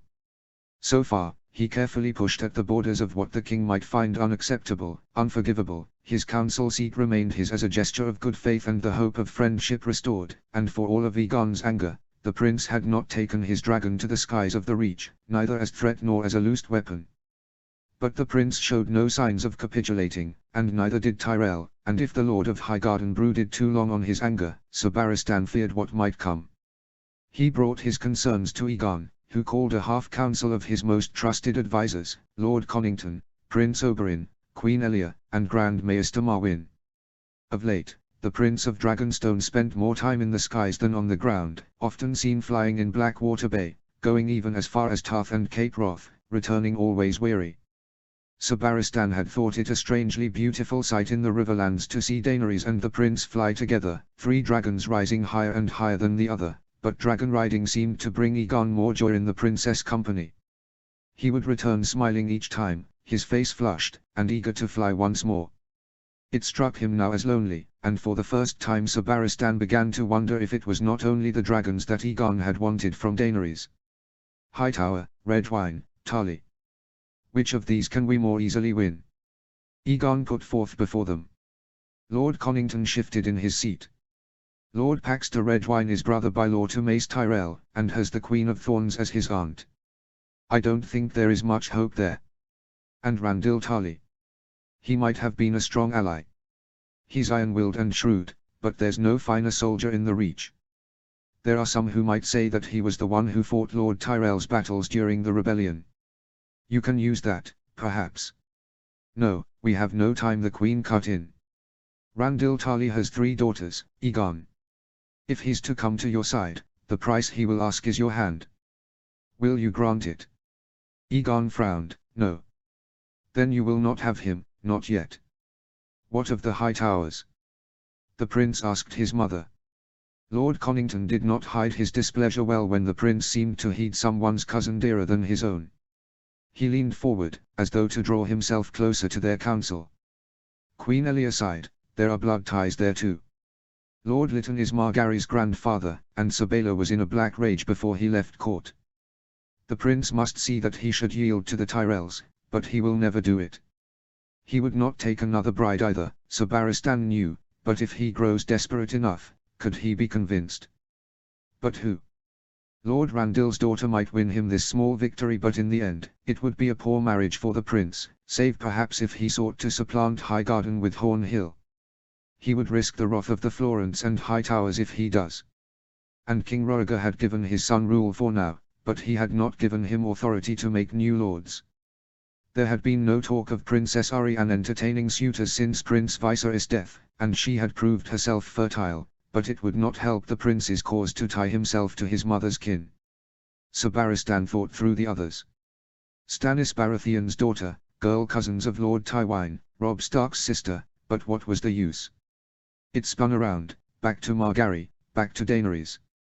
But Daenerys was gone, and her bride cry would be blood. And the prince would not suffer Margaery. As a soldier, Sir Barristan was trained to see paths where there were none, openings in lines and weaknesses in formations that might allow for an advance. But a battlefield suddenly seemed simpler than this. There was a silence, until the Grand Maester peeled a sour leaf off, and shoved it in his mouth. Take that dragon to Hightower, Aegon, and you might win Lord Lytton. How? Why? Aegon asked quickly. His lordship and his daughter try to light a glass candle, using the same tattered book of spells they've pored over for a decade. Light it for him. He'll see what's happening beyond the wall with his own eyes. The Red Viper raised an eyebrow. The Citadel granted him leave to take one. Yes, Meryn snorted, for who can say no to the Hightower? Glass candle, Aegon said, softly, tasting the word. What is that? There are 4 brought to Old Town from Valyria 1,000 years before the Doom. The sorcerers of the Freehold could see across mountains and seas with them, said the Red Viper. He had forged links in the Citadel too, Sir Barristan remembered. A queer sort of amusement for such a man. The night before an acolyte says his vows, he stands vigil in the vault, with no lantern nor torch, save only a glass candle. It is made of obsidian, or dragon glass. The acolyte spends the night there in the darkness, unless he can light the candle. None have. It's meant as a lesson, that even after a maester has donned his chain, he will think back on his vigil and remember how nothing that he did could make the candle burn, for even with knowledge, some things are not possible. Aegon did not seem to like that. If none can light it, how am I to do it? None in the Citadel have succeeded. But they are burning, Meryn got a queer look, and then turned his head and spat a gob of red phlegm onto the floor. All Valyrian sorcery was rooted in blood or fire. I'll teach you what I know, and the rest will be up to you and your dragon. Egon stood quickly, and Marwyn with him. He Maester was not a man who liked wasting time. Neither of them were seen for the next fortnight save only by the maids and servants who brought them their food, locked away in the Grand Master's rooms. When they at least emerged, Egon went to his rooms and called his mother and Sir Barristan to him atop the roof of Maegor's Holdfast, where his dragon awaited its rider. The snow had fallen hard every day for the past week. Loggers were chopping down trees in the Kingswood to sell as firewood, and the Queen had proclaimed the Iron Throne would pay for it with its own coin, and give it freely to the people of King's Landing. The cold had eased, but only just, but even still it was bracing enough that the prince had traded his velvets for furs, and stood bundled before them, face wrapped in a scarf so they could see little of his face. As for the Queen, she looked small and slight in her heavy gown, but she did not stop before its weight, nor that of the crown on her head. The Martells were not made for such cold, but save for the red in her cheeks and the way he breath misted, none could say Elia could not bear it. "I don't intend to stay more than a fortnight," Egon said, his voice muffled. "You'll have a raven from me by then, but if not then, you will know some harm has come to me. Make sure my uncle learns quickly. Viserys' son Maron will be my father's heir, he will need to be brought to the Red Keep." Prince Maron was a babe of not yet 2 years, and last of the Targaryens' male line. If some calamity befell the child and Prince Egon, there would be carnage and chaos as Westeros argued over succession, and the choice of Daenerys or Rhaenys. A year ago, Sir Barristan would have said easily the king would declare for Rhaenys, but the dragons had changed all. Perhaps it would be Daenerys that would sit on the Iron Throne, but a Stark consort would be hard to bear for the Dornish. Not for the first time, Sir Barristan found himself wishing that Prince Egon had wed Margaery and put a son in her belly. "These are dark days, that I have to think such thoughts." The Queen touched the scarf wrapped around her son's face, and brought it down so she might better see him. Duskendale loomed unspoken between them.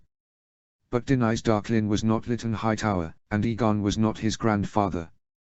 The Hightowers were of ancient and noble blood, and Egon would go before him as a man, not a boy, and that itself was an act of trust. More than that, Barristan suspected that whatever magic the prince sought to work with Lord Lytton and the Mad Maid, he wished to do without witness. Fly south through the Kingswood and west through the Dornish marshes and the Red Mountains. For no reason are you to veer north into the Reach, do you understand? Doran has sent guards to protect you if you should land in Summerhall, and Illyria Dane will open the doors of Blackhaven to you. My brother's lands take you further south than you wish to go, I know, but you will be safe there until you emerge past the mountains and make for Hightower," the Queen said, hand on her son's cheek. "Be cautious, and wary, and stay to the skies as much as you can." I know the prince's voice was soft, and for the first time in years, Sir Barristan saw a little of the boy he had been, the one he had tried so hard to bury. "I've never flown so far alone before. I wish." "You wish what?" Egon sighed. "I'd feel better if all the dragons were with me." A flicker of annoyance passed in the Queen's eyes, and when she spoke again, it was more firmly. "Their absence has stood between the Iron Throne and rebellion. You said you would bear the cost of making an enemy of Mace Tyrell, Egon. You knew it would not be easy." The prince hesitated, then nodded slowly.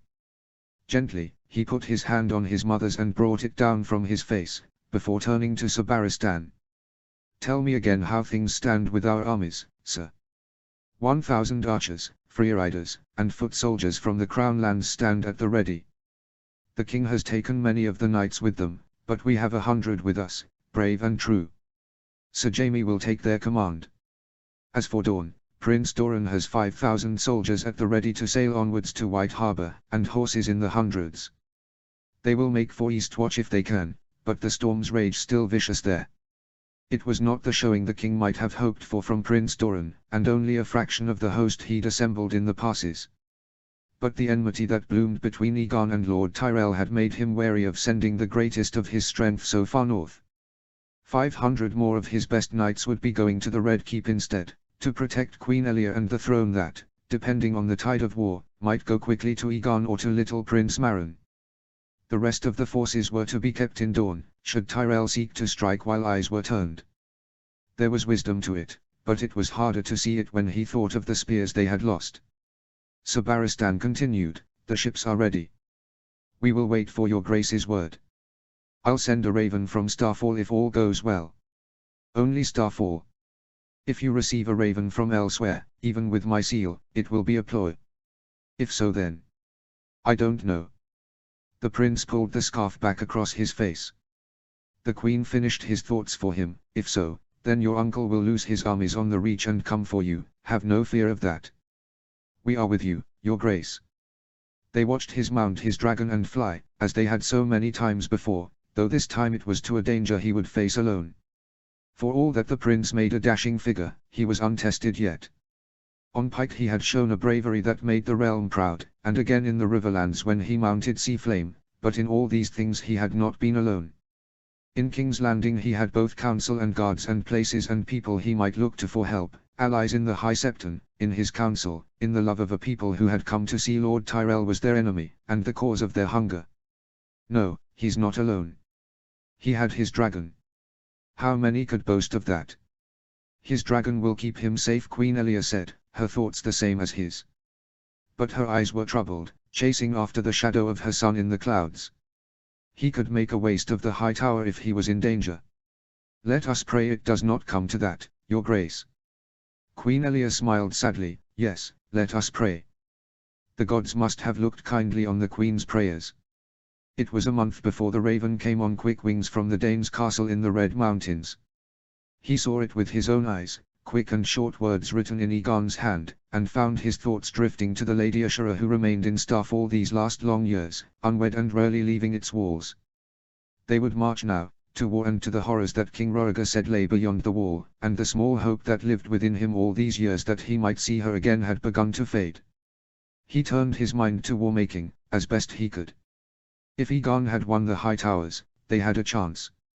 It would mean food for the people who remained in King's Landing, it would mean those refugees who lived might return to their homes, and there might be peace in the King's city while they were at the war. It was not a divisive victory, not by far, but perhaps enough, just enough. In the end, he and Sir Jaime deemed it best to split the Crown Land's forces to better race ahead of the storms and snows that threatened their progress. 500 would march with Sir Jaime up the King's Road, meeting with his father's armies as they wound their way across the River Road. The rest would sail with Sir Barristan, Marwyn and Prince Egon, while Prince Oberyn would travel to Dorne, and sail with his brother's forces. The hour had grown late indeed. Daenerys and her company seemed to have had the last bit of fair weather. It was snowing steadily north of the Neck, and the Riverlands too had seen their fair share as far south as the stony September, according to Princess Rhaenys' letters. In King's Landing, it fell as sleet and hail pushing in from the sea, and white-dotted even the Dornish marshes and the northern borders of the Red Mountains. The prince arrived on the coldest day King's Landing had seen yet, sending a raven from Grandview with instructions to have everything prepared so they might set forth immediately. Sir Barristan stood at the riverfront and watched as the silver dragon flew against the grey sky, and landed in the Red Keep. The prince is saying his goodbyes then. The wharfs were noisy as they had not been for months, with their ships ready to depart, and others arriving that carried replenishments for their stores. Out on the black water, 20 of the king's war galleys moved in formation, their hulls splitting the water as their oars rose and fell. When the prince flew overhead, a wild cheer went out across the piers from small folk and soldiers alike. He wished to be seen flying forward from King's Landing, and so it was, as they set forward across the rough and choppy waters. The dragon Sea Flame had been aptly named. Its silver scales were like a great, bright light among the greyness of the word, and the black waters of the sea. A portent of hope, Sir Barristan prayed. In Driftmark, their galley docked to allow the prince to at last dismount Sea Flame and join them aboard. Men crowded the prince, patting his shoulder, sharing smiles and congratulations, but Egon kept his face covered from the cold, and his smiles hidden. Sir Barristan and Marwyn kept themselves apart, and when he approached them, they could see great dark circles under his eyes. Marwyn grinned, and showed his sour leaf-stained teeth. Hard work, isn't it? Yes, Egon said, flatly. Wake me when we reach White Harbour. Sir Barristan frowned at that, but Marwyn only laughed as the prince went down to his cabin. For all that it might have been a jape, the prince was rarely seen as they sailed. He emerged each morning and evening, but it was duty that drove him, and he seemed always tired now, eyes scanning the horizon for a sign of his dragon or else looking down at the whitecaps before, lost in thought. He brushed off Sir Barristan's worries, and would not speak of what occurred atop Hightower. Lord Lytton is one, that is what matters, he said in response, and put it at an end. Prince Egon seemed cheered only when White Harbour at last was in view, the Marndale banners flapping in the wind. On the eastern shore, White Knife plunged into the firth, and the jetty that divided the inner and outer harbours were fortified with a long stone wall, 30 feet tall and almost a mile long, with towers every 100 years. Smoke rose from the massive stone they called Seal Rock, which meant men, and in turn marked the presence of crossbowmen, scorpions, and spitfires. It loomed 50 feet above the waters, its top crowned with a circle of weathered stones, a ring fort of the first men that had stood desolate and abandoned for hundreds of years. It was not King's Landing, and certainly not Old Town, but prosperous and thriving nonetheless, its ports full of vessels, war galleys and fishing boats, stout carracks and fat-bottomed cogs. Sir Barristan had one heard it said that if Winterfell was the heart of the north, White Harbour was its mouth. For centuries, its firth had remained free of ice even in the depths of winter. They were living in an age of wonder, Sir Barristan knew, but he was glad he would not be the first man to see ice in White Harbour's bay. All the same, as they'd been warned, the cold in the north was a different type of cold, the type that seemed to reach down into the very bones of a man and rattle them. If Prince Egon felt it, he hid it well. His hair was brushed and oiled, a simple circlet of gold atop his head, and his clothing was simpler than what he had taken to wearing in King's Landing, though no less rich. He wore the colours of his house, a black-sleeved surcoat over a red tunic with breeches of black wool, and fur-lined boots and gloves. His dragon went ahead, flying over the whitewashed city, and if the people of White Harbour cheered, or cried, they could not hear it over the crashing of the waves. Seals. One of the sailors pointed out, nodding at the animals that lay basking on the broken rocks below the Seal Rock. Another took up a count. 400, no 5, and when they caught Sir Barristan's gaze, said that the more seals there were, the more luck they would have on their voyage. If it was 500, in a moment their number was down 50. Sea Flame was upon them in an instant, spitting forward his fire and consuming them, tearing at the charred flesh as the sea lapped around them.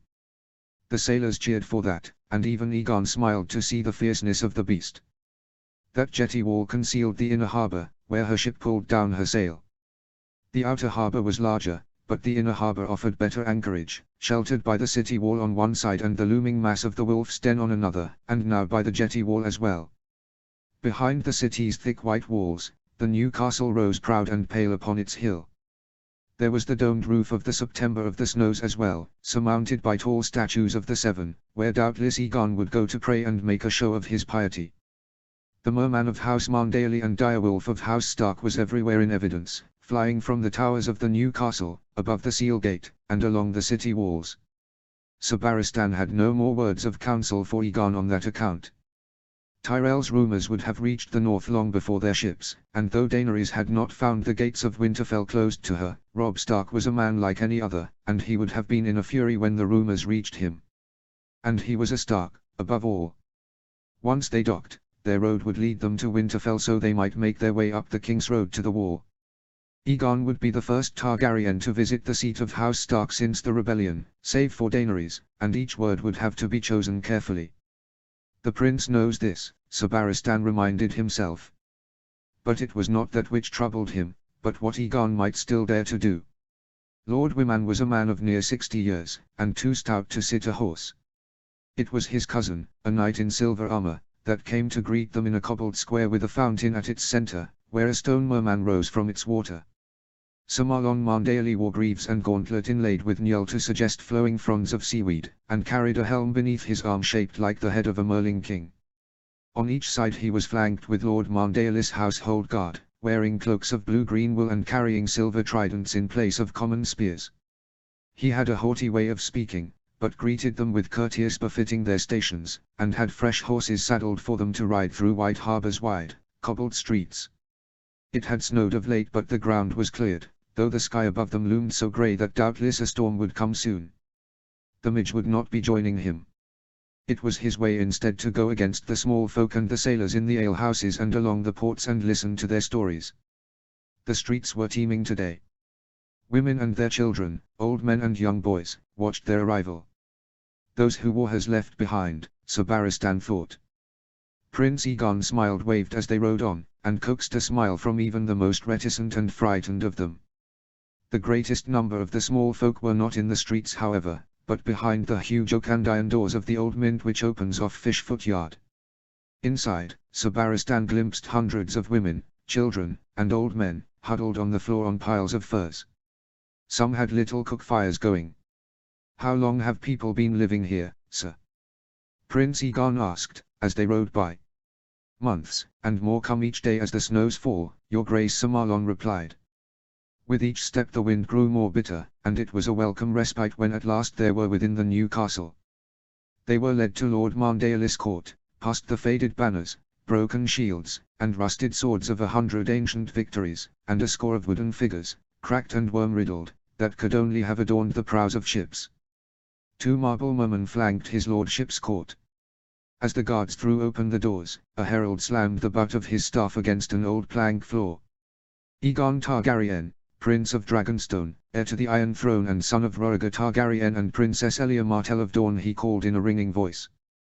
The walls and floor and ceiling of the merman's court were made of wooden planks notched cunningly together and decorated with all the creatures of the sea. As they approached the dais, they trod on painted crabs and clams and starfish, half hidden amongst twisting black fronds of seaweed and the bones of drowned sailors. On the walls to either side, pale sharks prowled painted blue-green depths, whilst eels and octopods slithered amongst rocks and sunken ships. Shoals of herring and great codfish swam between the tall arched windows. Higher up, near where the old fishing nets drooped down from the rafters, the surface of the sea had been depicted. To his right a war galley stroked serene against the rising sun, to his left, a battered old cog raced before a storm, her sails in rags. Behind the dais a kraken and grey leviathan were locked in battle beneath the painted waves. The court was crowded. Along the walls, the women outnumbered the men by 5 to 1, what few males there were had long grey beards or looked too young to shave. There were septons as well, and holy sisters in white robes and grey, and it was in their eyes that Sabaristan spied the most welcome. The High Septon had declared Aegon the realm's prince after all, and Sabaristan was relieved that word had reached this far north. The pale blue eyes of Wyman Marndaeli were harder to read. His lordship's cushioned throne was wide enough to accommodate 3 men of common girth, yet Lord Wyman threatened to overflow it. Left of the high seat stood a maester nigh as fat as the lord he served, a rosy-cheeked man with thick lips and a head of golden curls. Sir Marlon claimed the place of honour at his lordship's right hand. On a cushioned stool at his feet perched a plump pink lady. Behind Lord Wyman stood 2 younger women, sisters by the look of them. The elder wore her brown hair bound in a long braid. The younger had an even longer braid, dyed a garish green. All rose and bowed as Prince Aegon stepped forward, even Marndaeli, though his legs seemed almost too weak to carry him. "Rise," Aegon said, "thank you for your welcome, my lord. It is our honor, your grace. It has been many years since a prince has been within the walls of White Harbor, and a century since a dragon flew in these skies," Lord Wyman said, courteously, "and almost as long since we last were graced by a knight in a white cloak, much less Lord Commander of the King's Guard and one of as worthy repute as Sabaristan the Bold." Another chair was brought forward for Lord Wyman, and the high seat offered over to Aegon, who complimented Marndaelis kin with a smile. Lady Leona Woolfield, a plump, pink woman with yellow hair married to Sir Willis, blushed when the prince kissed her hand, and he chatted a while with her daughters, Wyler and Winifred, well-spoken, pretty girls with a sort of fierceness to them. The younger of the 2 served Daenerys in Winterfell, and returned to White Harbor when the princess first travelled to Dragonstone, but Prince Aegon did not linger long on the topic, to his relief. Sabaristan's spirits were lifted further when the musicians began to play, and jugglers came forward to entertain the court. A rich feast was set forth, course after course after course, white fish and winkles, crabs and mussels, clam, herring, cod, salmon, lobster and lampreys, and with them black bread and honeycakes and oaten biscuits. There were turnips and peas and beets, beans and squash and huge red onions, there were baked apples and berry tarts and pears poached in strong wine. Wheels of white cheese were set at every table, and flagons of hot spice wine and chilled autumn ale were passed up and down. A feast fit enough for a king, Sabaristan thought, and richer than anything they had eaten in the Red Keep of late. Prince Aegon should have been glad to be welcomed thus, gladder still that he did not leave war in the south in his wake but clawed away a few allies to his side. But even now he could not guess what was in the prince's heart. Aegon ate from each plate, to honor his hosts, and rose to dance with every lady in the hall, But Sabaristan wondered if the prince did not see this as a victory, but a retreat. He would prefer Daenerys at his side, perhaps. Lord Wyman watched over his court with a smile, speaking merrily to Sabaristan, but when the prince returned to his seat, something in the lord's eyes grew clearer. With a quick cunning, the Lord of White Harbor turned the talk to the wall. "These are dark times, your grace," Lord Wyman sighed, as though he carried all the cares of the world on his shoulders. "Dark times, indeed. I was sorry to hear of Lord Eddard's death," Aegon said. "As was I," Sabaristan added. Ned Stark had been no friend to the Iron Throne, but he was an able man, much loved among his bannermen. Robb Stark had proved his worth on Pike, but he was young and would face harder tests. And if he is as hot-blooded as his uncle Brandon, it might mean blood. "I am comforted knowing there are good, brave men at the wall yet," Lord Wyman went on, as though he had not heard them. "The best of the North, certainly, and our young wolf leading them, King Rhaegar and his brave knights, and 2 dragons with a third to join them. What chance do wildlings or other foul things have against them?" Aegon nodded, "And my own brother, who leads the Night's Watch. The wall will not fall so long as men of such mettle guard it." If Sabaristan had not spent his life at court, he would have missed how mention of the king's bastard from the prince's own mouth caught Lord Wyman off guard. Surely, that was a card that he wished to deal himself. The Lord Commander is certainly brave. He has marched to Eastwatch, and passed through its gates not a fortnight past.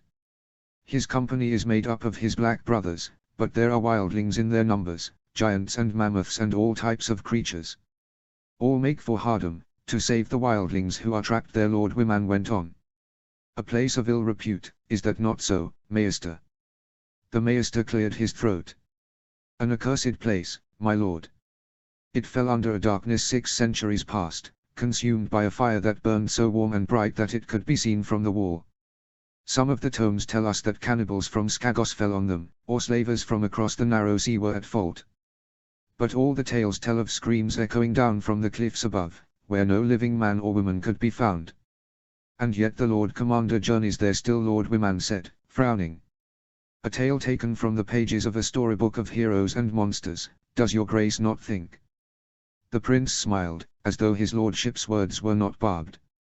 "The hero is always victorious in such tales, as I'm sure Jon will be. A pity he goes alone.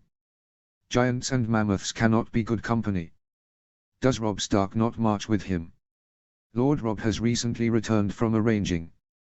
My son travelled with him, and they risked all to go into those wild lands so the king and his armies might know where to march. Lord Eddard paid with his life for that, as did Lord Dustin, Jon Umber, and Harry on Karstark," Lord Ricardze Lord Wyman said, and it seemed to Sabaristan the grief in his words was genuine. "Lord Robb will not risk more northerner lives before the time is ripe." "A wise choice no doubt," Aegon said, "yet it seems to me that if a soldier marches forward only when he is assured of victory, he would never cross the threshold of his home." Sabaristan tensed, waiting for Lord Wyman's reply. But then the prince smiled, and reached over to put his hand over that of his lordship, as though they were old friends. "Come, my lord, let us speak of brighter things. It may be a while before I see a sight as beautiful as your court," Aegon said. "Oh, I am certain you will find beauty on your road, your grace," Lord Wyman said.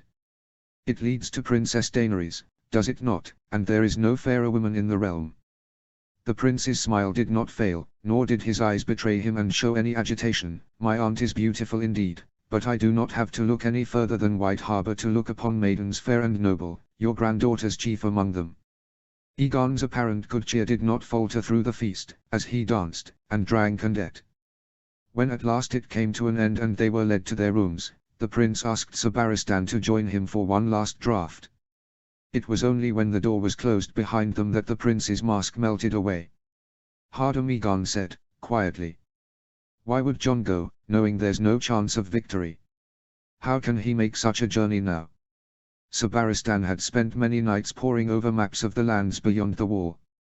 From Castle Black, the path would be too difficult and treacherous, taking them through the heart of the so-called haunted forest. Rhaegar's bastard was wise to choose to go to Eastwatch first. He has sworn his vows to the Night's Watch and made peace with the wildlings. He might feel a duty towards them. If they travel up along the coast where the woods are thinner and the terrain mostly flatlands, they will have a chance. No, Egon said, darkly. On Dragonstone, I saw a glimpse of what it is. He'll face. There is no chance. But he's gone anyway. The prince brought his hand up to his scarred lip. Something is wrong. Daenerys took a trail of small folk with her all the way to the wall, and stopped to see graves dug for each who fell. If she could, she would have gone with Jon to save these people. The king was wary of putting secrets to parchment, and with the sea route to Eastwatch closed to them for the storms, they had not had news from the wall for long, no more than the barest of words entrusted to Raven. Your father will know what must be done. Once we are at the wall, the king will have an answer, or the thread of one at least. He will. But when? With the way the snows are falling, it will be 2 months before we reach Castle Black. The prince shook his head. No, no, I cannot wait so long. My dragon will get me to Eastwatch in a week, and then we shall see what we shall see. Sir Barristan could not stay silent to that, not when they were so close to their goal. Your Grace, the king entrusted your safety to me. It's a long path to Eastwatch, even on Dragonback, and it grows colder each day. Forgive me, but the journey will be treacherous, more than your flight to Hightower. There, Egon had flown through Martell lands, where the air was warmer, and friends could be found everywhere. If he went to Eastwatch, he would go from cold to colder, and when he reached the wall, who could say what he might do then? Fly alone to the danger of Hardham, Sir Barristan wondered, though on Dragonback he was untested in battle yet. Then I shouldn't try.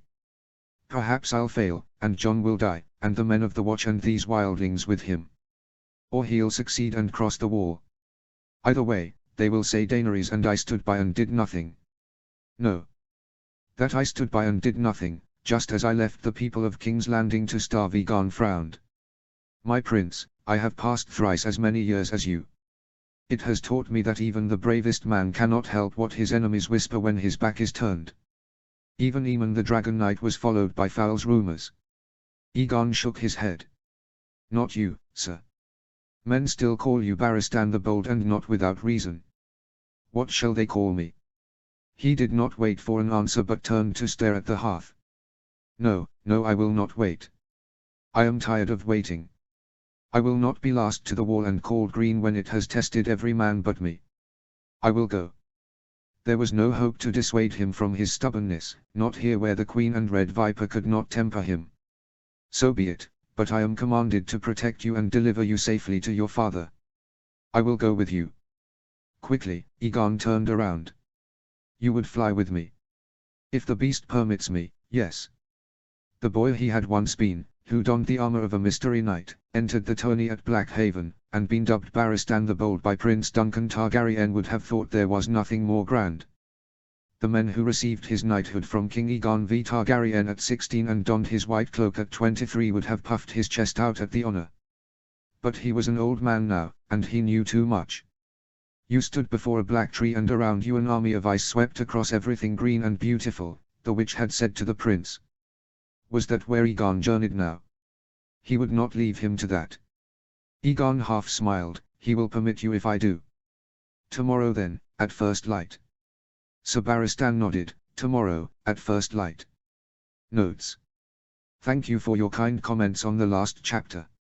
I feel nervous about posting this one, and I have tinkered with it all week, but I finally had to accept that I can't get it to be perfect, nor can I weave in the elements as skillfully as GRM has. I did take descriptions of White Harbor from his Davos ADWD chapters to recreate the feel of it, and of course the final conversation is a nod to the canon conversation between Quentyn and Sir Barristan. I hope you all enjoy it nonetheless, as we're finally beginning to get all the main characters at the wall. That said, it's not my intention in this chapter to wave the Tyrell problem away, and it will continue to be an issue for Aegon. Some lords were cunning enough to see the utility in proving their loyalty to what appears to be a renewed Targaryen dynasty, and win some concessions by capitalizing on the desperate situation King's Landing /Aegon finds himself in, particularly with time running out on the possibility of physically making it north, given how extreme the weather has become. That said, many do not, and the situation remains unstable enough that Doran has sent soldiers to the Red Keep and kept back most of his strength in the south. Hardham in the books is canonically an important moment for Jon, and his decision to march is, in my opinion, one of the hardest yet most humane choices we see from a leader. Egon's interest in Hardham is entirely different and gets into the nature of their very complicated relationship. I expect some will think Egon should have let Jon die in Hardham and solved the issue of his bastard brother, but hopefully future chapters explore why that's not something he perhaps would do or decides to do. One quick note, the reason we haven't spent too much time in Jon's head isn't because I mean to sideline him in favor of his brother or Daenerys, but because up until now he's made many decisions in line with his book character and I didn't feel it would be worthwhile to copy and paste 90% of those chapters. Chapter 33, Ned 3. Notes. See the end of the chapter for notes. Chapter text. The sounds from the screaming caves wore at him more each day. They had arrived to a nightmare in Hardham, with the weak, the very young and old dead or dying already, their bodies burning on pyres dotting the flatlands and salt marshes that led into the caves, like some stinking beacon. Now, the deaths were daily, and even the strong were not spared. The wildlings were not strangers to the cold. Some of those gathered at Hardham came from lands as inhospitable as the Frostfangs, but fierce and savage though they may be, they were only men, and if they could bear the freezing wind that beat against them each day, none could withstand the hunger. Ned remembered the black days of the so-called rebellion, and nights when he had been so weary and frightened. And so young. But he had known in his heart that what they did was righteous, for the sake of all he loved and all who died unjustly with them, and even when rations had run low and death haunted his steps, knowing that had braced him. Only now, he felt helpless as he never had before.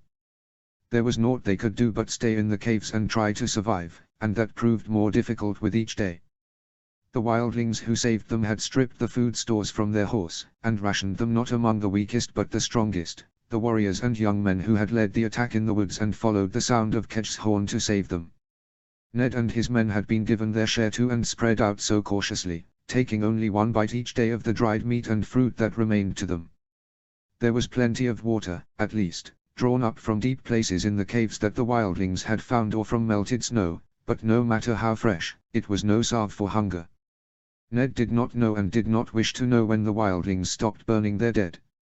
When they arrived, the caves had been fit to bursting even with their reduced numbers, thick with the stench of sweat and waste and illness that rose above the smell of the sea, with men, women and children sprawled out on the cold floors with the little belongings that remained to them. They emptied more and more each day as the dead were carried out to the pyres until, it seemed, the deaths stopped. Mother Mole, the proud, old woman who led the wildlings there with streaming white hair, who Ned heard day after day preaching of salvation from across the sea, had fallen quiet of late, as the hope of rescue dimmed. But she moved through the caves that day, two of her loyal followers behind her, handing charred pieces of meat to hungry hands that reached out to her. Ned did not have to look closely to know it was human. When Mother Mole came before them, meat in hand, it was all he can do to stop himself from being sick. He told her they would bear their hunger. It had grown too cold, their hunger too desperate, and the day had come when braving the whites in the woods once more seemed a death more fitting than withering away, hungry and broken, in this accursed place to the sound of screams that seemed to come from somewhere deep in the heart of it. He brought it to Benjen one night, as they stood at the mouth of the cave, standing guard over their companions who slept within. The long months that Benjen had spent ranging alone had left him looking thin and hollow-cheeked, older than his years and so little like the boy he once was. He had been as sweet as Bran, loving and loved, but prodded into mischief by Lyanna. And it had little served them both. Lord Ricard's youngest son was a man of the Night's Watch when by all rights he should have been in Winterfell, ruling it as Ned's right hand, with a wife and children of his own. And Lyanna. Ned wondered where she was now, if she had heard yet that Jon had become Lord Commander. It would not make her proud, he knew, but angry. Angry as it should have made me, he thought. Instead, he had watched the boy take the same lonely path Benjen had chosen, while Ned's own son wed a princess and had a son by her and would have many children yet if the gods were kind. Others have tried to leave before you, Benjen said, once he had laid before him his plans to weave their way back to the wall. All returned as whites. They will hunt you if you return to the haunted forest, and if you choose the path by the water, you will march exposed, and they will press you against the sea. You have no food to sustain you, your men have grown weak, and there is no safe harbor for leagues. Ned frowned, so we sit, and wait for our deaths. Better than to chase after it, Benjen countered. Somewhere in the caves behind them, a child began to cry and its wailing woke up more infants, who added to the chorus. Some of the hunters from north of the Antler say their ancestors knew of a secret path through the caves that leads out to them out of the river. We will all be dead long before then, he interrupted, gently. His brother knew it as well as he did, but knowing did not make the path before them clearer. You're right, Ben, he went on. Even so, we will go. We need only think of how to do it, but do it we must. A voice came from behind them. My lord. Harry on Karstark brought himself to his feet from where he, William Dustin and the Great Jon slept. They had no bedrolls, and they could not spare their cloaks for the cold, so the best they could do was lay huddled together and pray the cold would not grow vicious or deadly in the night. If there's the smallest piece of hope that we live, my father and my brothers will come for us. We are not so weak yet. We can survive a while more. Harry On's beard had grown long and tangled since their ranging, giving him a fierce look, but he spoke with the words of a boy. And the hope of a boy, too. No, Ned said, gravely. He had known that from the start. Jory and Alyn will have told him of what they saw when the Whites fell upon us. And Hardham is leagues from the path we set forth for our ranging. No one knows we here, and Robb will not suffer the Northmen to make this march. I have taught him that much at least. They had had too little time together. Robb had carried live steel only for a few years, but he'd had the chance to test it in Moat Cailin and Pike, and both times showed more than a brute strength. At the wall, they spent evenings studying the maps of the Gift and lands beyond the wall together, speaking of where the rest of the wildlings might attack and where best to shore up their defenses. When they were among the lords, Ned had watched his son, and seen how he listened carefully to each man and could accept wisdom spoken from the mouths of others and bend them to his own will when needed. If the world thought him dead, taken by the Whites as Sir Helman was, then Robb was Lord of Winterfell now, and he learned enough to know what that meant and all that was entrusted to him. He would not be easily convinced, if at all, to march beyond the wall in service of a suicidal errand to save the lives of wildlings likely to be found dead and turned into Whites as they were to be alive. For the first time, Ned found himself feeling something other than grief and horror at the memory of the failure of Cotter Pike's mission. The fog had Storrold's Point under its grip that day, the sky above them so dark they could no longer tell day from night. They were in the caves with the others when the ships came to shore, taking shelter from the cold, and when the cry went out there had been a great rush to the water. Some of the women and children had already been taken away on ships, they'd learned, but hundreds remained, and their husbands and fathers tried to push them forward now, to carry them above the crowd to whatever salvation found them. All were desperate and hungry, and in their fear they fell against each other, pushing and clawing their way forward, until they came to the great crush at the mouths of the caves. All fell to the ground there, and were crushed under their kinsmen's feet. Ned and his men tried to bring them to order, the Great Jon in his big booming voice shouting for calm, but they had no authority here and their voices were but one of many. By the time men from the other caves came upon them, and began to pull the wildlings through one by one, a struggle had fallen upon the ship named Stormcrow, and Black Brothers lay bleeding and dying in the water. Ned counted 5 more in the sea as the ship pulled off the ragged port. The wildlings slept by the sea that night, though the shore was bare and stony, and Benjen went to work, burning the bodies of his dead brothers. Benjen had hidden his black cloak away long ago to move easily across the wilderling villages, to search for traces of the Whites that had led him as far north as Lands of Thun, to hidden passes that led below the great mountain range to the frozen shore and beyond, to a land veiled in a great white storm he dared not pass. In Hardham, he found the wildlings in the thousands, strong yet, dreaming of the ships that would take them to warmer lands. There, he was trapped when the Whites made their first attack, picking off each hunting party that was sent out, and bound himself to fiercest and bravest among them who had no fear of the forest, and learned to beat back the Whites with fire. They all knew him as the Ranger Benjen Stark now. He could little deny it with Ned at his side, carrying the sword on his back that screamed Stark.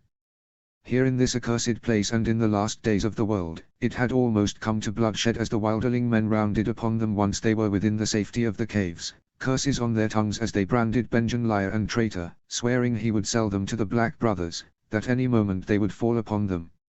Ned had drawn ice and prepared to use it, to fight their way to safety, until a woman wielding a long spear with bare feet hard and black cut through the noise in a clear, ringing voice.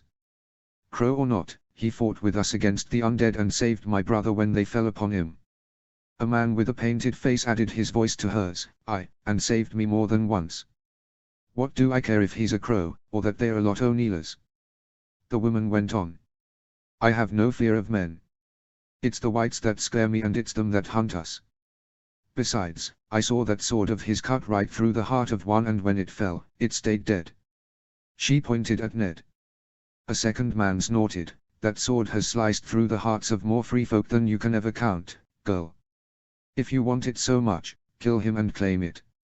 Try it and you will be dead before you take your next breath, the Great Jon threatened. It was Mother Mole who came forward then, and the others quieted as she spoke. All are welcome in Hardham, so long as they are of the living.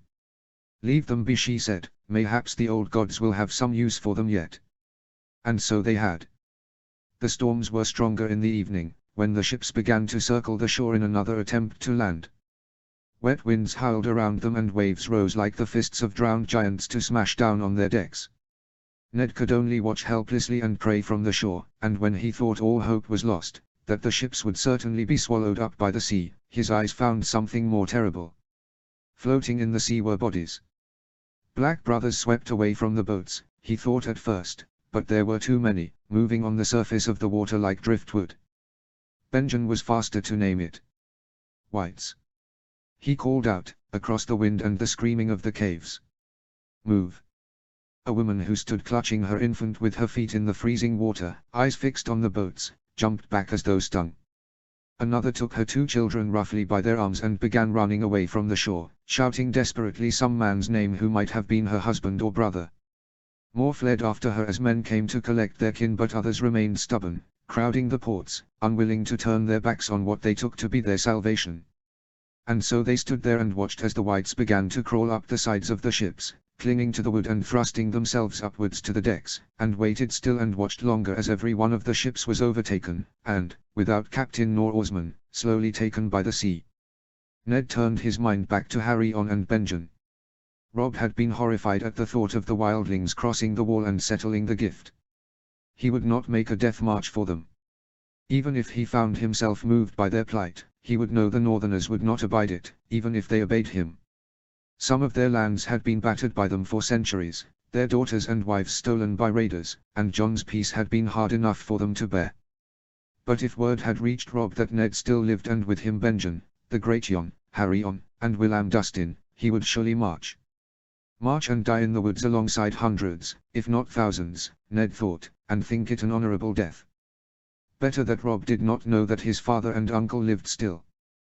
There will be no more ships from Eastwatch, Benjen added, slowly. Nor from anywhere else. The water is too dangerous. Harry On looked warily out at the dark, raging sea below them. If they come to shore, we'll be trapped. If the whites were there, floating still, there was no sign of them now.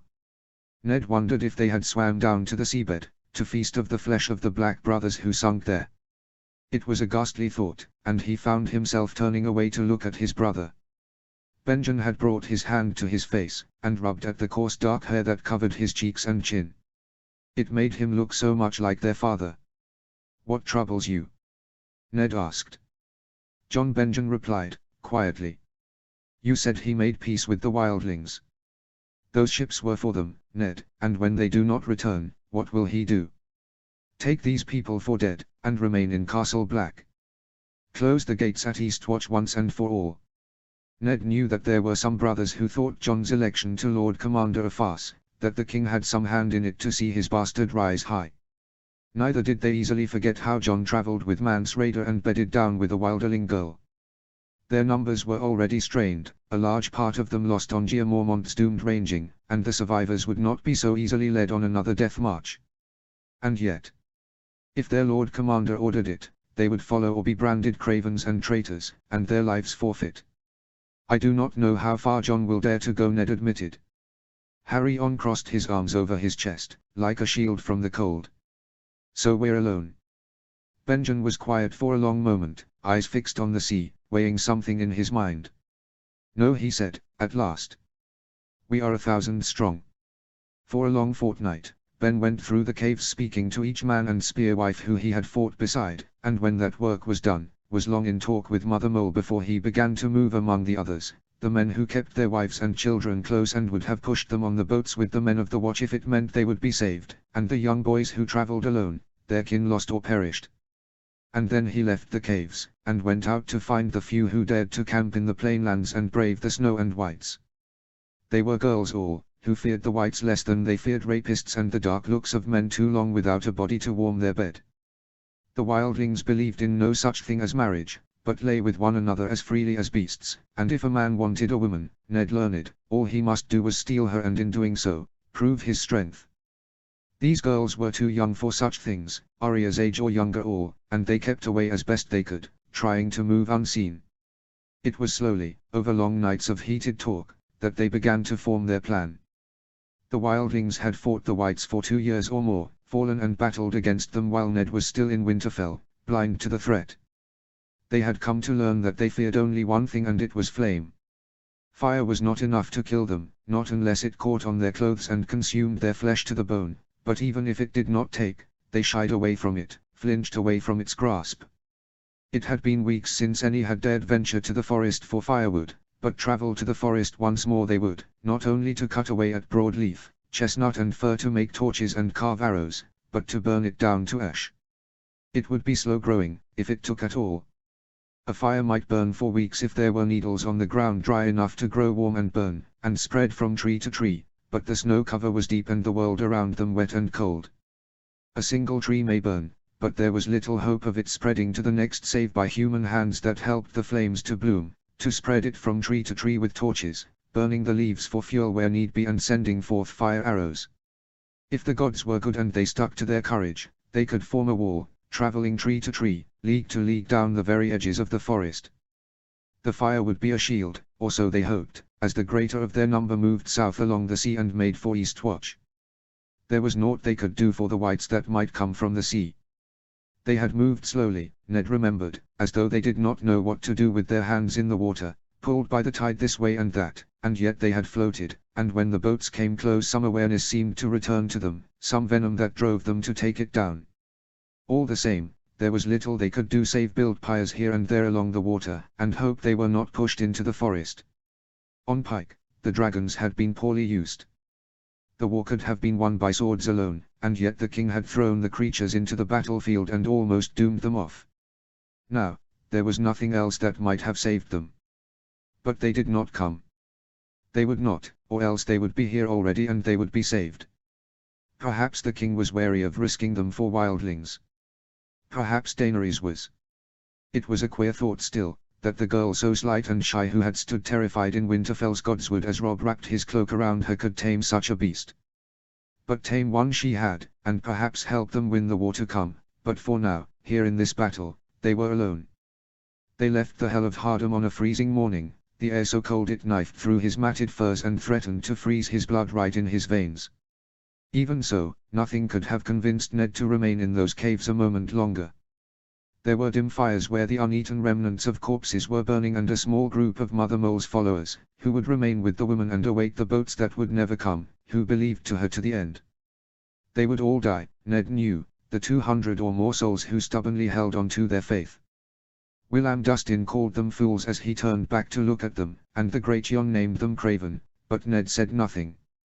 They were frightened of the woods and of the shadows moving through the trees. And who could blame them for that? The woman with the black, hard feet who had spoken for Benjen fell into stride with them as they walked.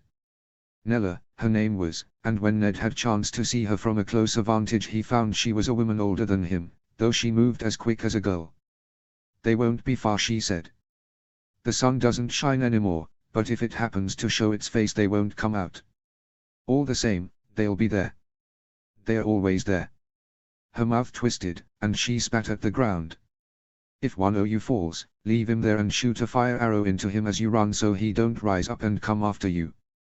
We mean to make it out to the last man, my lady, Willam Dustin said, courteously. That made her laugh. And I mean to be crowned queen and sit in that metal throne o' yours. Men will fall. They'll be at our heels, picking us off. But we've only got to make it harder for them, that's all. There were no horses to ride, to make their journey brisk, nor mules to drag forward carts to carry the children and the old who still lived. Each step would be taken on tired, freezing feet, until league after league they would find the wall stretching out before them. They travelled together down the long turn of Storolds Point, 2,000 in all. The weakest among them walked in lines down the middle, flanked on each side and to the front and back by warriors, or those few who were strong enough to wield sword and spear. Ned walked beside his brother, his men around him, speaking little so as to save their strength, counting his steps so he did not have to think of the hunger that gnawed in his belly. The whites did not come the first night, nor the second. They ringed their camps with fire, and slept little, and each morning when they awoke they counted how many were in their company, to make sure none had been taken in the night. Those who did die, died as they had for these long, terrible weeks, of starvation or frostbite that cut too deep. Even in death nothing was put to waste. Ned watched, on the verge of retching, as they cut apart the body of a boy who had frozen in the night, hacking through limb and bone. They began the work of butchering the flesh when he looked away, and all through the night they cooked the meat and passed it, morsel by morsel, around the campfire. 100 must have died the first fortnight. Some deaths were born quietly, their kin gathering around the corpse and silently stripping them of their furs, passing them on to whoever most needed them. But the deaths of the young were met with a wailing that seemed to Ned as terrible as the screaming of the caves. Some mothers had to be dragged away from their children. Others fell to the ground beside them, and nothing could compel them to move, until the march left them behind. Their fates were tied to these people, now and evermore, to the chieftains who crossed the wall to pillage the north, to spear wives who would gut them without flinching, and to their ragged kin who knew nothing of what it was to live in peace with others. His nephew would have them settle the gift and feed them, what? Even John did not know. Doubtless they would grow desperate and move further south to begin to harry his lands. All the same, they could not remain on this side of the wall. It was the great Jon who bore the wildlings company the least. His lands had suffered long from raids, and the Crowfoot's own daughter had been carried off by a wilderling 30 years past. He had argued instead that they should steal away alone, and leave them to their madness and Mother Mole's ravings. Ned had turned over the same thought in his mind, and though they would move more quickly, they had been so easily outflanked by the whites on the ranging. With no horses, no food, and weakened as they were, they could hardly hope to make it out of Storrold's Point. Besides, if they left the wildlings behind, he told the great Jon, it was only a matter of time until they perished, and once they did, they would have 1,000 whites at their backs. In his heart, he had wondered if he could live with their deaths. The wildlings were no friends to House Stark, but the blood which ran in their veins was warm, and their eyes were bright, and he had seen them treat their children with tenderness, comfort them with quiet words as he did his own, and mourn their loss bitterly, whether with a quiet dignity or with the ripping and rending of clothes. They might have stolen away and left them to their fates, or comforted themselves with the thought that the wildlings too would make it out, but it seemed a sly and heartless thing to do. Old regrets weighed heavy on him already. He did not think he could bear that too. The final nightfall, when at last they reached the lands where their parties would split, one to march further west to the haunted forest and begin lighting their fires, and the others south, as fast their feet could carry them to the wall, Ned slept beside his brother under the dark, starless sky. He dreamt terrible dreams, of old battles fought in lands far away to the south, of his brother and father and of Robert, smiling at some jape, his arm around him. And then his smile died, and his skin grew pallid, and it was not Robert he was looking at but his head, rolling off a block. Ned woke with a start, and saw Benjen was watching him with a worried look. "I was dreaming of the dead," he murmured. "Cat would say it is an ill omen. Rise, and eat. You will live to see her again, and she will tell you that you have nothing to fear from dreams." Ned sighed. "I do not wish to even think of food." They had eaten the last of what they brought with them 2 days ago. "All the same, you must eat. You need your strength for what lies ahead." "No, Ben, I cannot. Better to live and die with honor than be like an animal, degraded." "You can, and you will." His brother reached into his pack, and handed to Ned a piece of meat, charred and cooked through but frozen as a rock. Ned could withstand not even to touch it. He dropped it to the ground, and Ben gave him only a chiding look and picked it up. "Eat it, Ned. Don't you wish to live long enough to see your son, and march back to Winterfell to sleep once more in your own bed? The gods will not punish you for it, if that's what you fear. They see how hard our path is." Ben placed it in his hand once more, and this time, Ned found himself closing his fingers around it. He would eat it only in his moment of greatest need, he told himself. Pray the gods sent him less accursed meat before that day came. They parted in a morning that loomed as dark as night, though the sky above them was clear 4 miles each way. Benjen's road would lead him south, where he would speak for the wildlings when they reached the wall, and with him, Ned sent Harry on Karstark and the Great Jon, who had argued both, as much as they dared, to remain at his side as Willam Dustin would. But they were good men all, who would serve Robb with honor should Ned fall and hesitate not to march out beyond the wall once more, and so he would have them take 2 roads and hope one does not end in grief. When you see Robb, tell him, Ned found the words thick and clumsy in his mouth. Benjen finished for him, I'll say he was right not to march, and tell him you thought the same. For long years he had brooded on the question of where he had been when his father was cooked in his armor, when Brandon met his death at the end of a noose. In his darkest moments, when he and Cat were strangers to each other yet and Winterfell seemed no more to him than a stolen castle, and a seat he had taken from his brother with blood, he turned in his mind childish dreams of what he might have done had he been in the throne room, how he might have defended them or, more likely, died beside them. He would not have his son haunted by such ghosts. And the others. It will be a long, hard winter. I want Lyanna in Winterfell with the others, no matter how much she protests. And Arya. We had thought to betroth to Cleesa Wyn. He's a good lad, and at the wall with Robb. All the same, she will not like it. Tell Cat to wait a few years, and let Arya live out the rest of her girlhood. He found it all spilling out suddenly, and the more he spoke, the more he thought of all the things left unsaid, of the 1,000 matters that needed tended to and Cat would have to face alone. No, not Cat. Robb would be Lord of Winterfell after him and Daenerys his lady. You'll live to them all this and more, Benjen said, and put a hand on his shoulder. I will see you in Eastwatch, brother. Ned turned west, to where the haunted forest lay before them on the horizon, dark and silent. It would be another 2 weeks of hard marching before they would reach the tree line, but their numbers were smaller now, only the young and strong and fast-footed, men and women both, some with strange masks and painted faces, with teeth filed into points, and others who looked no different than him. They were given a pair of bare paws each, the shoes made with bent wood and strips that allowed them to walk on the snow swiftly, but even so, it was tiring work and seemed so endless that Ned felt each step brought them further away rather than closer. If only the sun would come out, he might have felt heartened, but there was nothing but darkness, a blackness that shifted to grey at midday, and dark as peat just as quickly. Even Willam Dustin's good cheer failed him.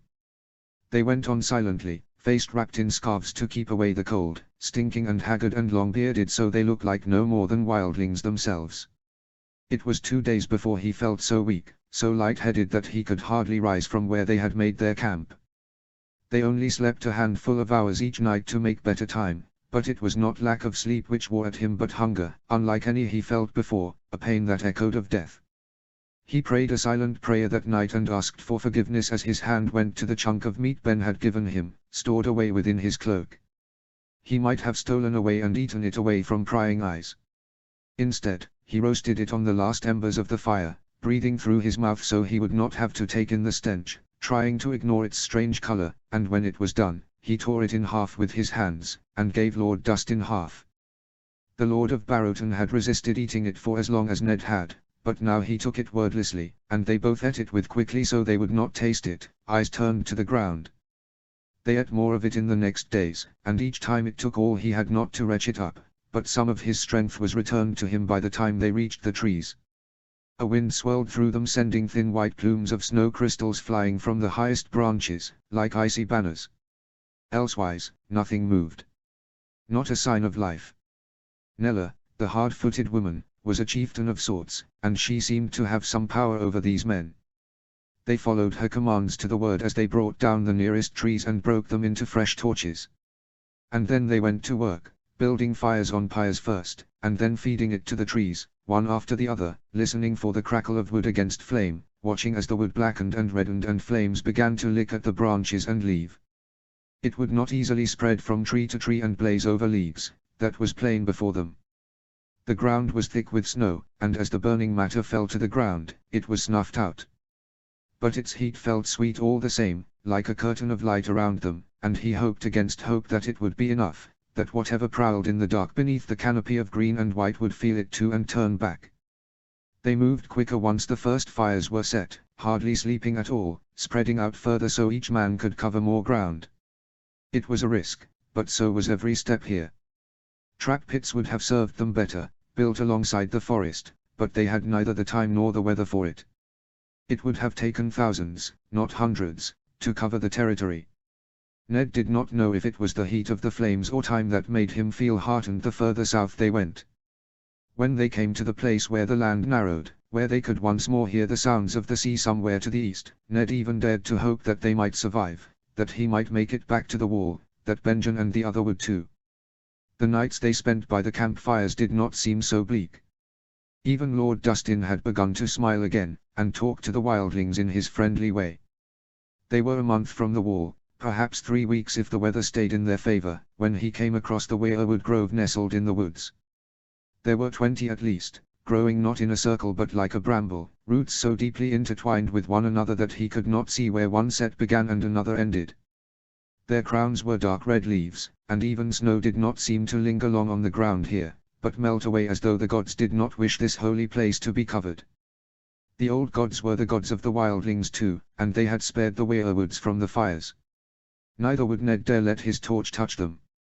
He let himself have only a moment in this quiet, still place, before turning to leave the forest. It was there that the cold came, stealing up at him so quietly that he felt himself begin to shiver and his teeth to chatter, misting his breath before him. The wind felt like some alive thing, drifting through the trees and cutting right through him, burning with none of the comfort of flame. Ned knew what that meant. He unsheathed ice, and whistled, a warning sound they had agreed on to alert each other to danger through the trees. He heard a whistle and then, 2 and 3, as the message was passed from man to man, and over them the faint sound of soft feet on wet leaves. His fingers were cold enough as to bind his skin to his gloves when they stepped through the grove. Shadows, he thought at first, no more than shadows. But he blinked and saw they were men, tall and gaunt and terrible, with flesh pale as newly fallen snow and armor that shifted color with each movement, reflecting the colors of the world around them like rain falling over stone. There were 10 of them, sliding forward on graceful feet, wielding long swords that seemed like shard of crystals filed down so thin that they vanished when seen edge on, glimmering blue and white and gray and silver. Not wights, Ned knew, not those clumsy and grotesque creatures that marched one with mortal wounds, but creatures more hateful that seemed to understand all that their pale, blue eyes looked upon.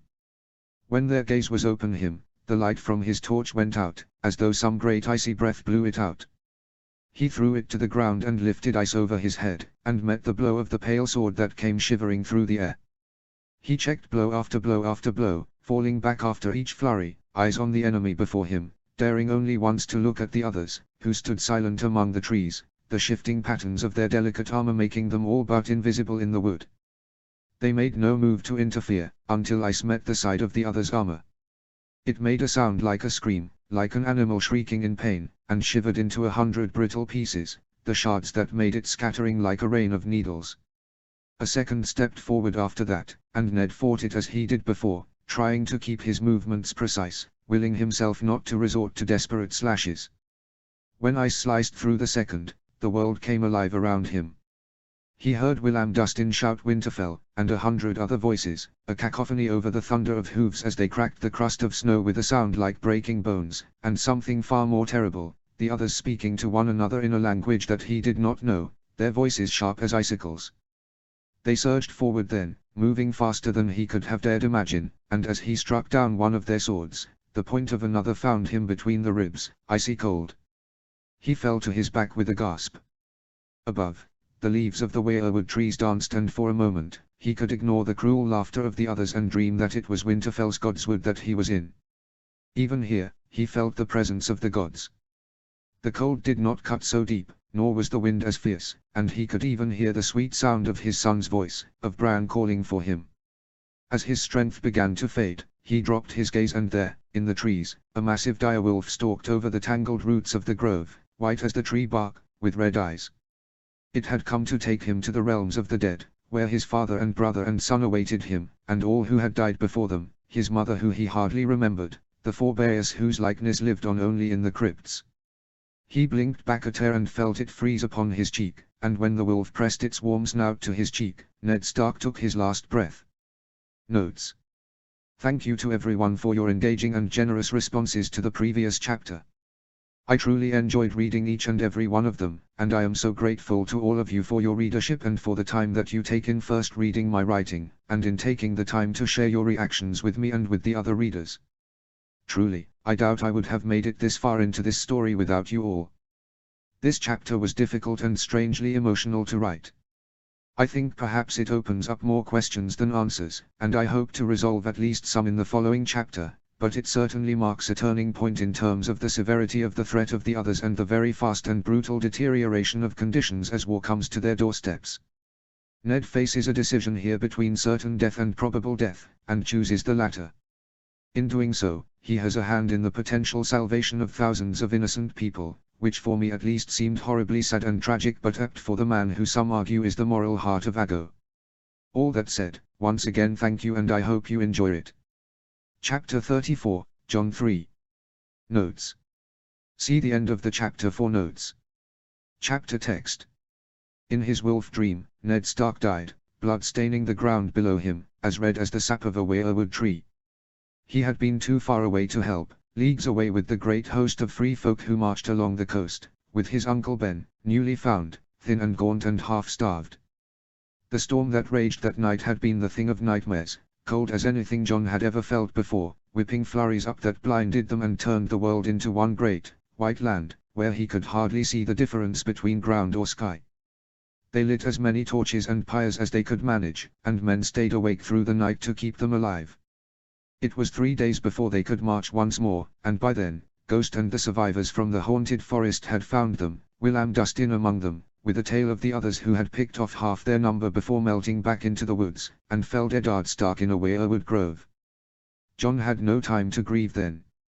They had a long march before them, wending their way down over the frozen land that had seemed colder and stranger each day, villages that they had passed as they marched north disappearing under the snow before them, the sky strangely dark, the sun hidden away under a cover of cloud so thick and dark that they had no sight of neither stars or moon for weeks. The free folk they found were starved, dying each day, and so every man with a horse was ordered to take a rider on his back. It was thus for no more than a day, a slow, steady, tiring march before the whites found them. John could hardly stand to think of it, even once he had returned to Eastwatch and found himself on the other side of the wall once more. Their enemies were subtle at first, picking off those foolish or weak enough to drift off from the group. They armed each outrider with a bow then, and instructions to let loose fire arrows at any sign of movement. But it had not been enough for the men who had survived the attack on the first and the mutiny in Craster's Keep. There was no hope, some said loudly, they would be overrun as they had been before and killed to the man if they did not leave the weak and slow behind. Free folk had marched out from the wall with them in hundreds, men and spearwives who had finally found safety but dared to traverse the open, dangerous spaces of the north once more to save their kinsfolk, and they would not withstand it. A warrior who marched with the mammoths had called one of John's sworn brothers, a hunter from Eastwatch, a craven, and suddenly they were upon the ground, punching and scratching at one another.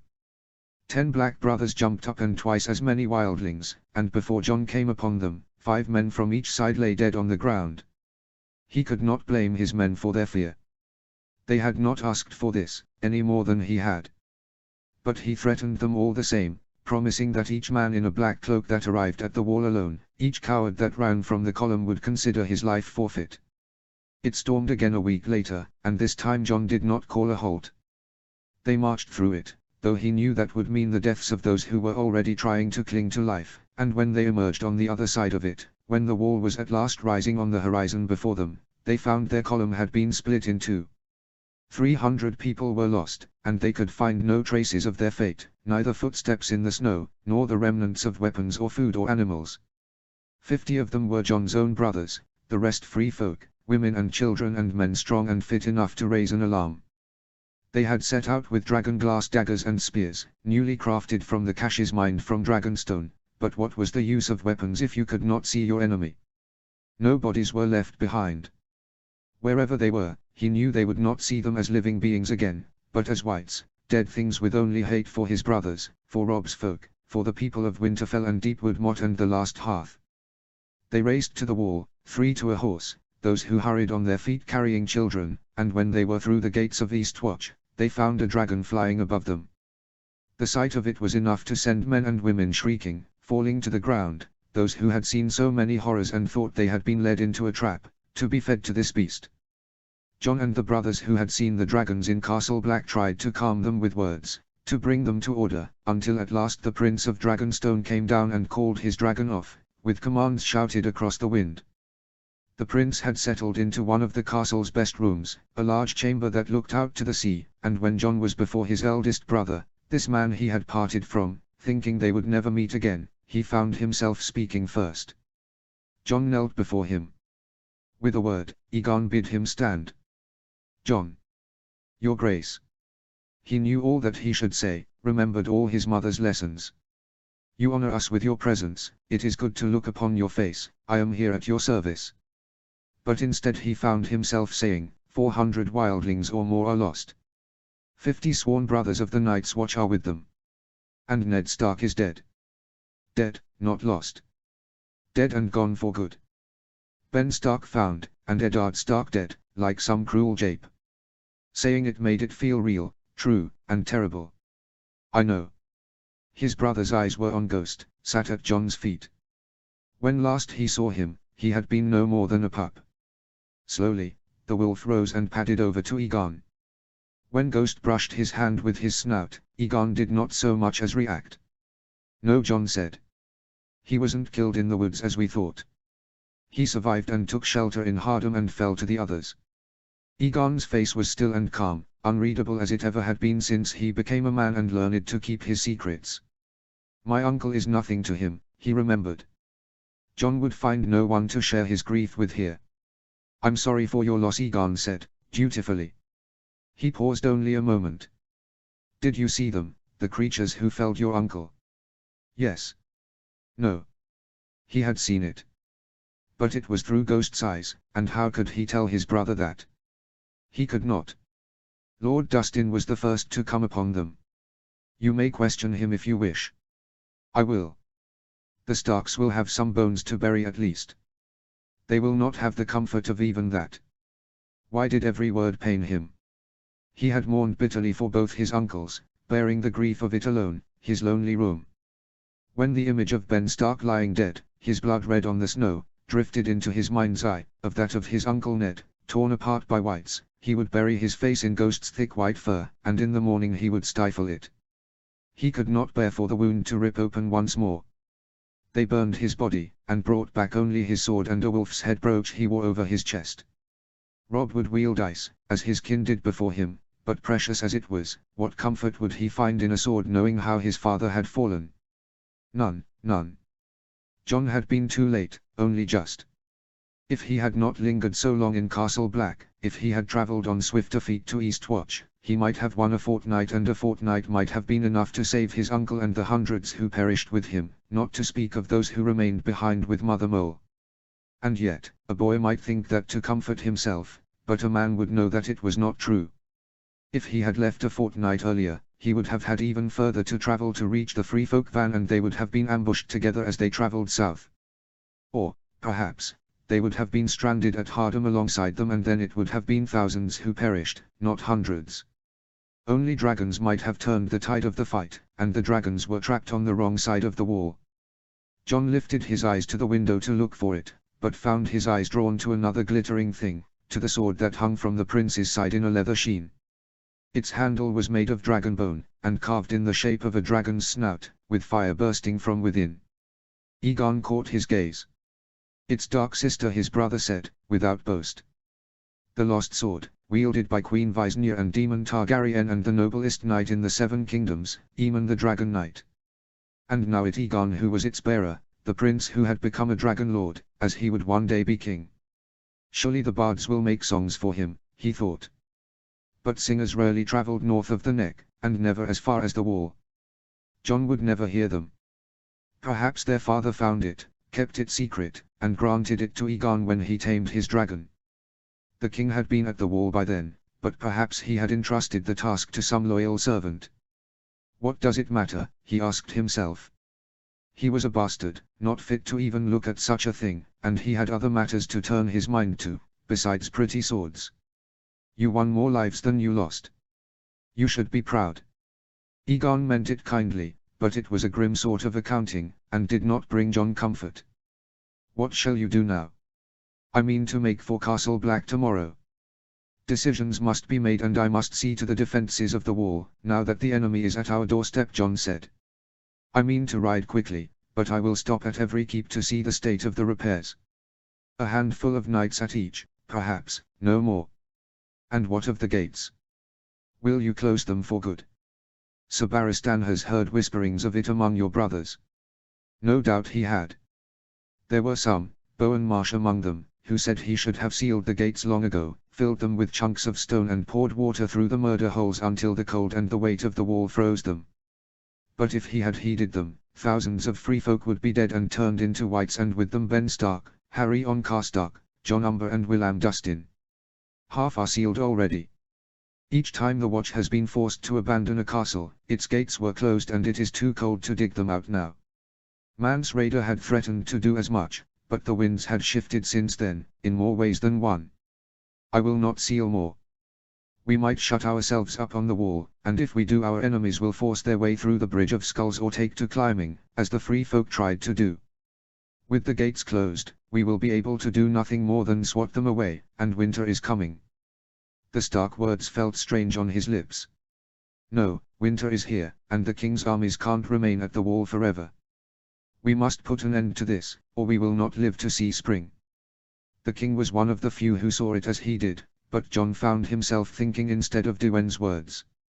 "Seal our gates and plant your fat black asses on the wall, aye, and the free folk'll come swarming o'er the Bridge o' Skulls or through some gate you thought you'd sealed 500 years ago," he'd said loudly one night over supper. "Ever see a duck frozen in a pond, with his feet in the ice? It works the same for crows." Most rangers echoed Dewen, whilst the stewards and builders inclined toward Bowen Marsh. The wight who had risen in Castle Black had been clumsy and slow, but there was enough left in it to remember where to find Mormont's chambers. Something had driven or commanded it to strike down the Lord Commander as he slept. And then there were the others, the ones he had seen with Ghost's eyes, the things that Sam had slayed, in whose eyes there was cunning and hate, brimming both. The wall was too big to be stormed by any conventional means, too high for ladders of siege towers, too thick for battering rams.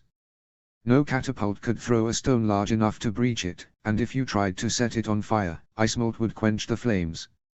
You could climb over, as the raiders did near Greyguard, but only if you were strong and fire and sure-handed, and even then you might end up like Joel, impaled on a tree. The wildlings had seen that, and tried to take the gate at Castle Black with mammoths and giants and almost did, though it was no more than a crooked tunnel through the ice, smaller than any castle gate in the Seven Kingdoms, so narrow that rangers must lead their garrons through single file. The whites and the others would do the same, no doubt. While every mile of the wall would need to be guarded, John's mind began to turn towards the sea.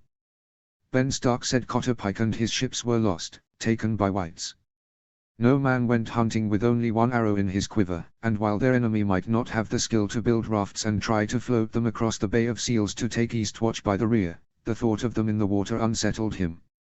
They would need to man their fallback points, sooner rather than later, and see the coasts of the north guarded. Egon brushed his long hair from his face. "I see. To put up a battle, the gates must remain unsealed so we may use them to ride out and face our enemy."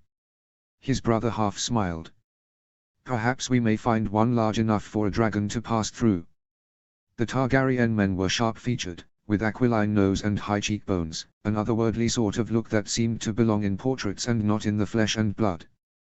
But despite his purple eyes and silver hair, Egon had inheritances from his mother's kin too, large eyes that were bordered with thick eyelashes, dimples that showed at the bottom of his face only when he smiled a certain way, full lips the color of pink roses. It made him look more beautiful than handsome, but John saw for the first time now there was a certain gauntness to his face, dark circles under his eyes that seemed like half-healed bruises. "He's tired, and tries to hide it." Perhaps that was why John could so easily through his meaning now. Years ago, he would have puzzled over those words, and stood silent before his brother, wary of saying something wrong. But he felt no such timidness now. "Princess Daenerys told me the dragons will not pass," John said, cutting to the heart of the matter. His brother would have already seen on his face that he knew. His brother blinked. "And sworn you to secrecy?" "No," John replied, though he had told no one. Every man in Castle Black knows it, or suspects as much. The Black One hisses and snarls at the wall, as though it was his enemy, and flies south at every chance he gets. The other goes high enough that the men on watch can feel the heat of its breath, and has gone so far as to sink its claws in the ice and melt it in some places, but it hasn't crossed either. It had almost cut through all his hopes, to think they might have dragons flying overhead as they marched to Hardham before learning the truth from Daenerys. She had willed a dragon to take her as a rider, but it seemed at the wall that whatever strength she used to bond herself to it had failed. She could not compel it to move a league further. Neither could Aegon. His brother had left his armies behind for a reason, and come to Eastwatch when his road was meant to lead to Castle Black. My older brother, come to save me. Could that be? For the first time in years, Jon thought of the dreams he had harbored of knighthood, of wearing a white cloak and protecting his father, and his brother after him. What better show of his loyalty, of how well even a bastard might serve his king? He had held on to that hope too long, until he shared his dreams with his mother who had paled, and swore she would not live to see the day when Jon would bind himself to the Red Keep forever. Instead, he let other hopes grow within him, of leading men to glory just as King Daeron had, of growing up to be a conqueror. Now he was a man grown and the wall was his, and all he had done was march from one nightmare to another, hesitantly followed by black brothers, half of whom wished him dead and cursed him as a traitor and bastard.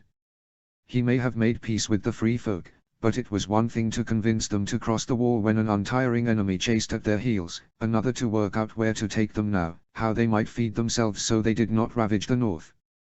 But Aegon.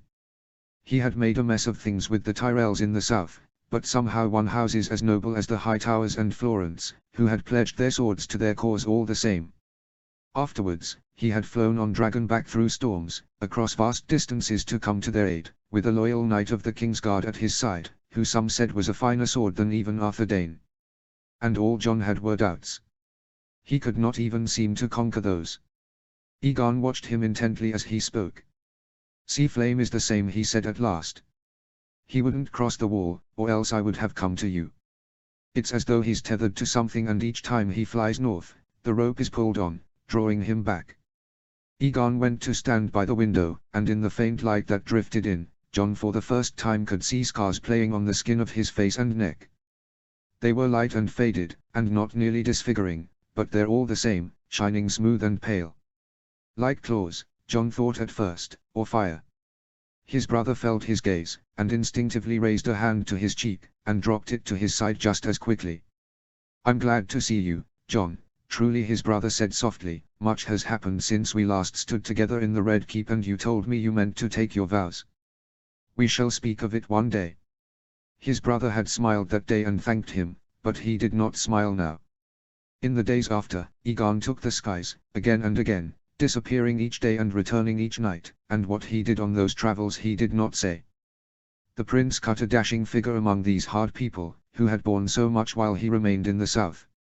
Ever was there a crown on his head, his sword around his waist displayed proudly, his hair brushed just so, his clothes in the Targaryen colors alone.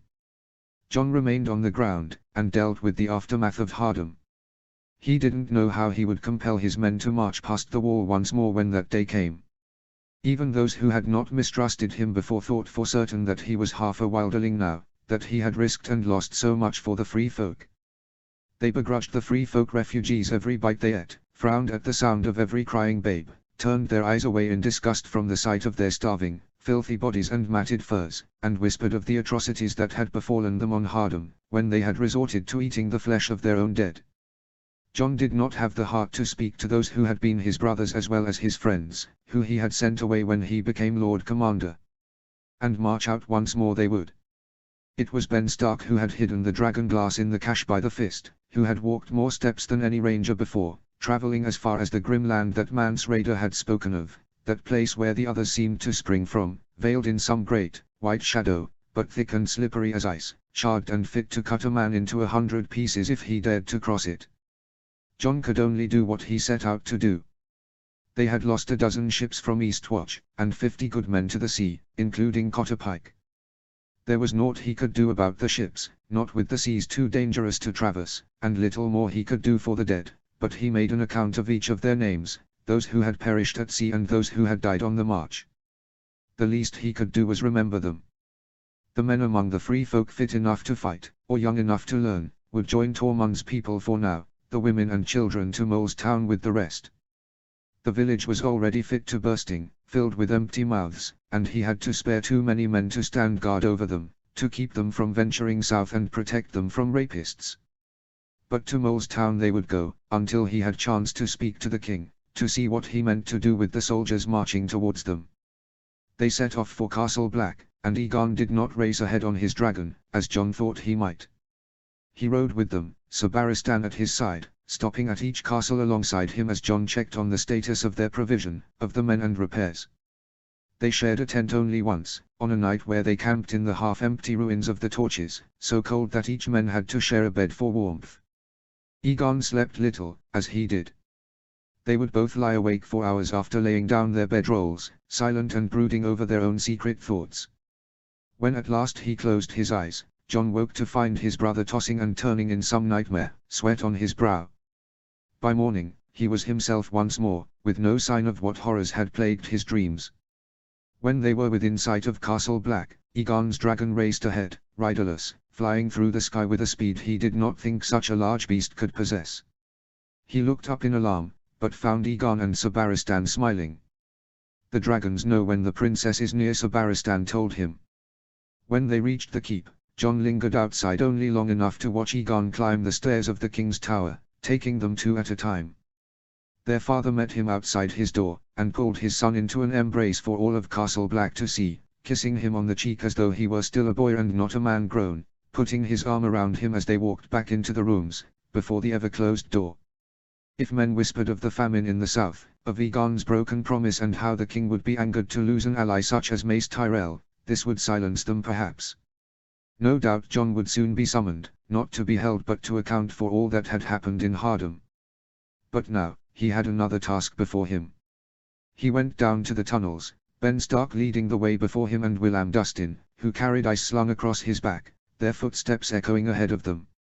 It was the Lord of Barrowton who had been the first to come to Ned Stark's side after he fell, who had loyalty enough to follow his lord's commands even in death and burn his body so he would not rise up again as some foul thing. The ashes had mingled with the snow, Willam Dustin said afterwards, his voice thick with grief, and he could not collect them to bring them to rest in Winterfell's crypts alongside Brandon and Rickard Stark.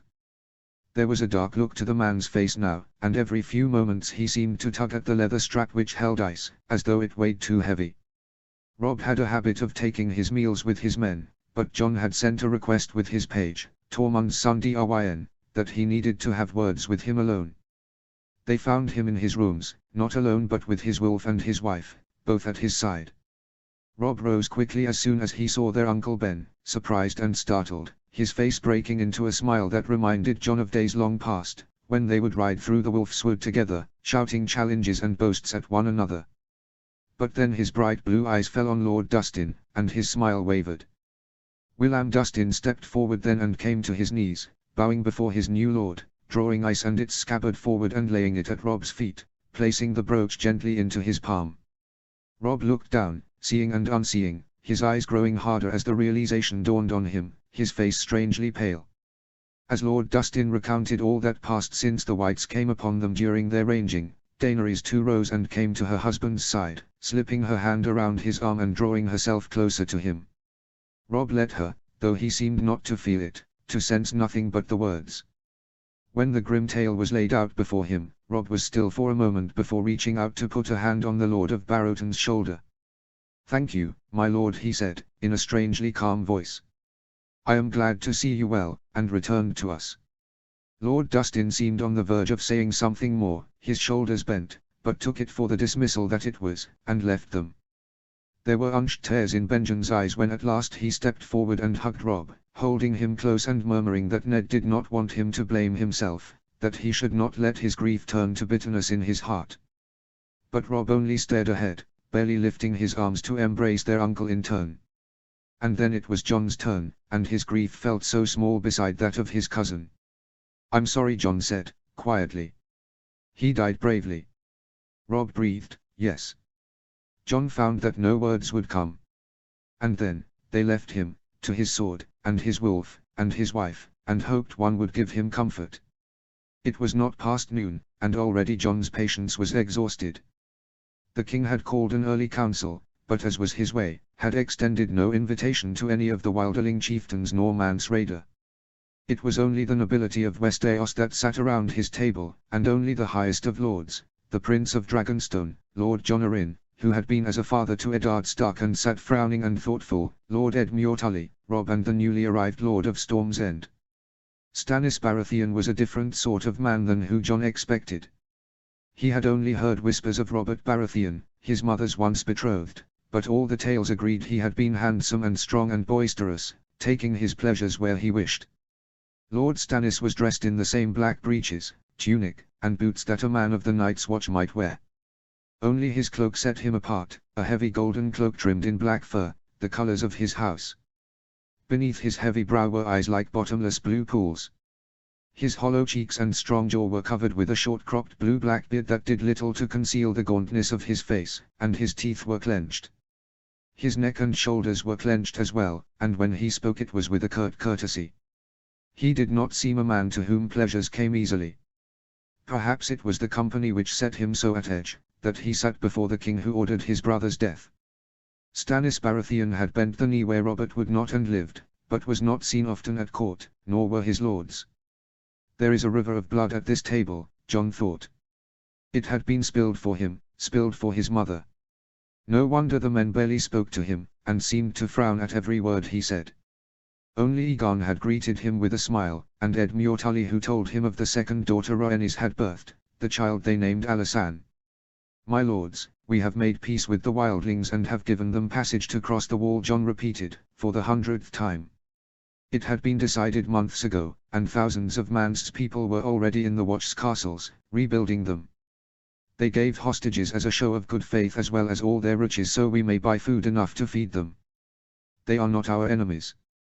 Stannis Baratheon was not appeased. These savages have harried the north for thousands of years, and yet we are expected to march to war with them and trust they will not turn on us in the midst of battle.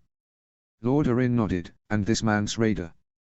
He lives, under guard yes, but he was a man of the Night's Watch once, and the punishment for desertion is death. If we permit him to live, the wildlings may come to think that our laws mean nothing and that we will easily bear treachery. Jon glanced over at his father, but he showed no sign of intervening. There was a parchment before him, angled in such a way that none could read the words on it, and every once in a while the king scratched some words on it. "The king has seen fit to spare Mance Rayder's life," he said, swallowing his anger. Mance Rayder was an oath-breaker and a turncloak, but Jon had a certain grudging respect for him. All the same, the former king beyond the wall had been true to his word, had shared what he knew with the king, had promised peace to his people and won them thousands of free folk who might otherwise had crossed the wall as foes. Unless his grace withdraws his pardon, Mance lives. He has been true to his word so far, and knows the lands north of the wall and our enemy better than any man. Aegon cleared his throat. "Forgive me, my lords, but it seems these matters have been settled. Am I mistaken?" The prince looked around the room, as though expecting a response. "The afternoon grows long. It's best we discuss how we are to prepare for what's to come." Robb seemed to clench his jaw each time the prince spoke, a movement so slight it would have passed the notice of others who did not know him better. Aegon heeded it no mind. He greeted Robb with the courtesy befitting his station, gave his condolences for Bran and Ned Stark, and spoken to him no more and no less than he did any other man at the table, as though he did not come on the heels of rumors of rape or love or black magic with Robb's wife upon Dragonstone. "Your Grace, forgive me, but there are matters south of the wall that also need our attention. My lords are worried for their land and their people now that winter is here. There is unrest already in our lands and famine at our borders, and if these wildlings settle in the Gift, they will find no purchase in the soil there. These people are not gardeners," Lord Arryn went on. "And if they flood south, who is to say they will stop at Last Hearth, or Carhold, or Winterfell? Snow falls thick upon those lands too. No, they will flee seeking warmth, as far south as far goes, and along the way they will raid and pillage and rape, as is their way." Lord Stannis was grinding his teeth. "I knew Ned Stark. He was no friend of mine, but only a fool would think he would have let these people pillage his lands." When Robb spoke at last, his eyes were as hard as stone. My father saw that peace was the only choice. If the wildlings venture to lands of the north, they will be killed. My men from the mountain clans have sworn as much, and House Umber's hate for their people is well known. It would not come to that, John wanted to say, but it might, though he would do all he could to make sure it would not. The wildlings are a question for tomorrow, the king said, looking up finally from the paper before him. My sons are right. It is time to speak of what has woken in the dark, while our eyes were turned